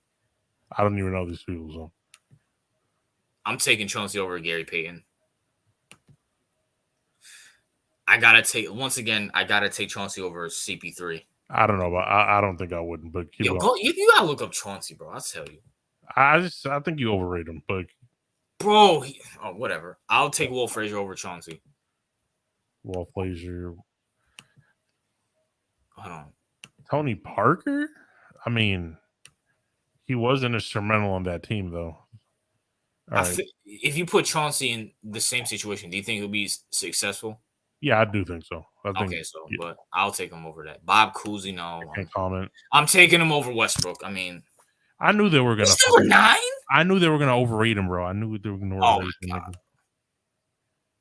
We already spoke about Stockton. I'm taking him over Stockton and Steve Nash. I don't. West too old. No, Kid. I would take Kid over Chauncey. Well, you're taking Kid over Chauncey? Yes. Oh my God. Oscar Robinson, Steph, and Magic. Oh, I'm surprised Iverson didn't make the list. You know what? Given all the bullshit we saw, they might have underrated Chauncey a little bit because I'm not. He's at least top 15. Yeah, he is at least top 15. I'll give you that because I saw a lot of people that played in like the 40s. I don't know who the fuck they were, so I don't think that's the problem with basketball. They put too many people that were back in the World War II era. Like I don't know any of those people, bro. The guy they won it in 1815s. Like, the fuck, who gives a fuck, bro? Like, we should separate them. We should separate the super like ancient people and put them on another list. The modern era started when Bird and Magic came in the league, so we should start it from there. To be honest, yeah, I agree with that. Or if you want to say when the NBA took over the ABA, you can say that too. Like, how can I say that Archie Ball? How would I know if Archie Ball is better than Chauncey Billups? Like, how would I know that? First of all, Archie Ball's not better than Chauncey because he played for the bitch ass Celtics, and you know, nigga, fuck out of here. I don't even know who JoJo White is. JoJo, he played for the Celtics too. Garbage as well too. Fucking Dave Bing played for the Celtics. How many fucking How many point guards do you guys have? That list was fantastic. That list is garbage. Like that list is so bad. Listen, as Chauncey's legacy will always be tainted for playing for those dirty, filthy Knicks. No, nigga. His legacy is great. He fucking whooped on the Celtics multiple times. Oh, he beat you guys to fucking go to those finals too, which is amazing with the Pistons, you know. So you guys will always be Chauncey's bitch and Curry's bitch and Magic's bitch. How's that feel, CEO? How's that feel? Listen, we will always be above your filthy Knicks, so I have no problem. Ain't nobody give a fuck about no Boston, bro. Hey, no one cares. The Knicks are shit. If they weren't in New York, you know what's crazy is that we've been irrelevant for so long, and yet we get more primetime games than you. How's that make you feel, CEO? How's that make you feel? Every time you turn on TV, you see the Knicks instead of Boston. Yeah, you can't. You string all your hookers when you see attract. Yeah, you can attract. You put your girlfriends in you put your fucking hookers in fucking RJ Barrett jerseys and stringing them. You can attract like fucking Lithuanian players, third world Lithuanian players to your team. All right. What the fuck do you guys attract? What's the last big free agent you guys signed? Let me see. We don't need to because we draft well. And guess what? Jaylen Brown's gonna leave, and so is Jason Tatum. Because they're gonna be like, oh my fucking god, listen, bro! You guys are ass, all right? You guys are fucking ass. That's why Mitchell Robinson was like the first like player that you drafted that you re-signed since like the 90s. Mitchell, no, we re-signed Donovan. What are you talking about? Donovan, not Donovan. What's the name? RJ. My bad. No, Mitchell got signed before him. So Mitchell was the first one to get re-signed from a player you guys obtained for since the early 2000s. Listen. Your team will always be known for having Jason Tatum text Kobe, "I got you, bro." So shut up. Listen, your team will always be known as only for New York. That's the only thing because that's what we need. Yeah, I'd rather be fucking in New York than Boston's bitch ass. The fuck is it doing Boston? Listen, bro. If you didn't have the New York City moniker, you would be nothing. But that's the point, CEO, is that New York will always be better than Boston. I mean, shit. I would say New York is a shitty ass city, but Boston's pretty shitty too. So it is what it is. New York, at least in New York, there's things to do. What the fuck is there to do in fucking Boston besides watch the Celtics lose and fucking eat shit and die? We have Harvard. Ain't nobody give a fuck about no goddamn Harvard. Yeah, we'll see. We got Harvard, we got MIT. We got great schools. Ain't nobody give a. No one cares. And we got better food than you. Yeah, okay. Name something in Boston that has fucking that's better than New York's pizza. Listen, bro. That's what I thought, nigga. That's what I thought. St. Louis pizza is better than New York pizza, right? St. Louis pizza is better than New York's pizza. Yeah. So fuck your pizza. St. Louis doesn't even fucking St. Louis. Do they even have pizza over there? Yeah, they do actually. The St. Louis pizza is not even better than fucking Oregon's pizza. The fuck? Actually, they're ranked like number 4 for the best city in pizza. And where's New York? Number 5. Get the fuck out of here. That's so cat. Listen, bro. New York is nothing but filthy, musky, dirty hood rats. All right. And Boston will always be known as white hicks who want to be black, but they can't, so they make fun of black people. Yeah, see, how the fuck do your fan base went in Bill Russell's fucking apartment and shitted on his fucking bed? The fuck? Wait, what? That's a fact. Fucking your fan base, the Boston Celtics. Yeah, I never heard that. Look it up.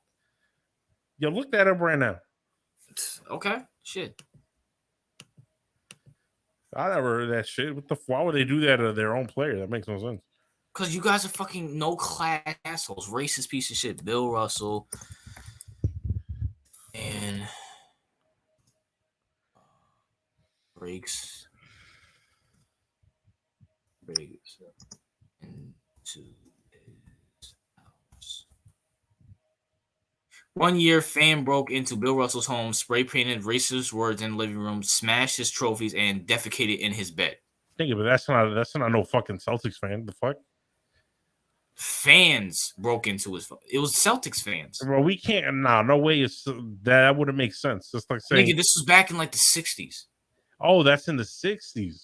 Yeah. Okay, then that makes sense. That was a different era. Nah, fuck out of here. Nah, see, yeah, that was a different era. Time out. The 76ers fans are just as racist. They didn't break into fucking Dr. J's fucking shit in his bed.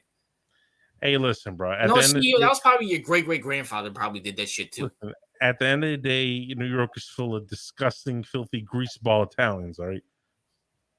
And there's Italians in fucking Boston too. What are you talking about? Not as much as in New York and Hey, Chicago. you know what? I'd rather have greaseball Italians than just white trash.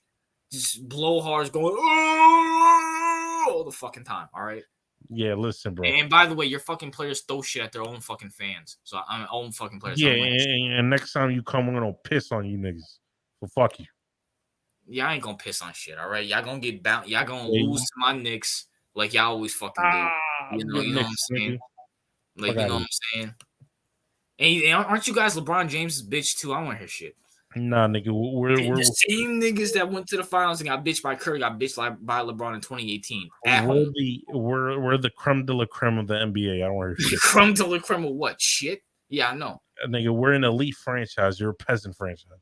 See, yo, no one cares about. Okay, even if you guys won like 17, 18 championships, yet we're still more popular than you.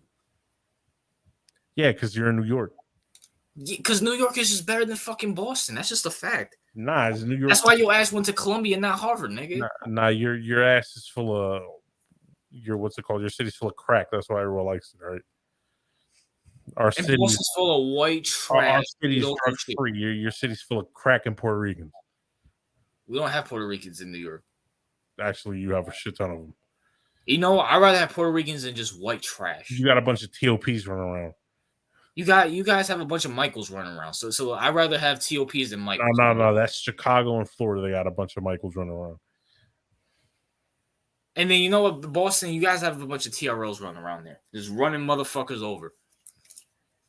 And no, matter of fact, not Warbs. You guys have exactly. You guys have a bunch of Warbs over there. There we go. I mean, isn't Warb like a hippie or something? That sums up Boston. Perfect. I mean, Boston's full of hippies. Not hippies. They're full of like uptight people. So I don't think Warb fits that mold. Warb is like a hippie or something. Yeah. Boston has a bunch of hippies in there too. And we haven't heard from him for a long time, probably because they killed him for selling him with shitty ass timeshare. Nah, he probably just moved to Boston, to be honest. Rest in peace, Rorb. Yeah, right. Yeah. Rorb, if you're watching this, I'll comment, bro. Yeah, I probably killed his ass selling the timeshare. But the whole point of this is, we talked about a lot of shit. Fuck. Yeah, that was a long ass podcast. But yeah, man. Is there anything else you want to say before we leave the people? Oh yeah, by the way, me and Awesome Kid was trying to look you up on, because didn't you say you play Columbia football? Yeah, I pronounced him. Yes, I guess Awesome Kid was trying to look you up. Why the fuck was he trying to look me up? He would have to know my real name for me to look me up. We know your real name, nigga. What's my real name? It's like Carlos something, right? No. Nigga, that's what you said on stream. Well, I say a lot of things on stream. But we can look you up. We know what you look like, so we can look you up. Anyway, as I was saying, yeah, but you would have to know my last name. I think someone said that you, so not to digress, but I guess like that whole Master at Work thing, they said you said your real name or some shit. Nah, nigga, they took some like fat ass Lizzo looking black dude. No, they said you said your real name to them because he was lying about your real name. Oh yeah, I tried to look for that stream. Yeah, he took it down. No, that's what they said, but I don't know. I wasn't there, so. No, he took that shit down because I tried to look for it.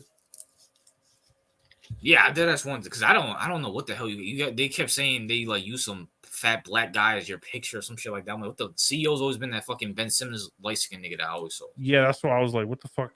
And yeah, they did the same thing though at Fisk. So yeah. Yeah, he did admit that he did lie about Fisk, so they probably did lie about you too. Yeah, and then Speaking of Puerto Ricans, your boy Cole Raven in the same fan base, bro. No, fuck.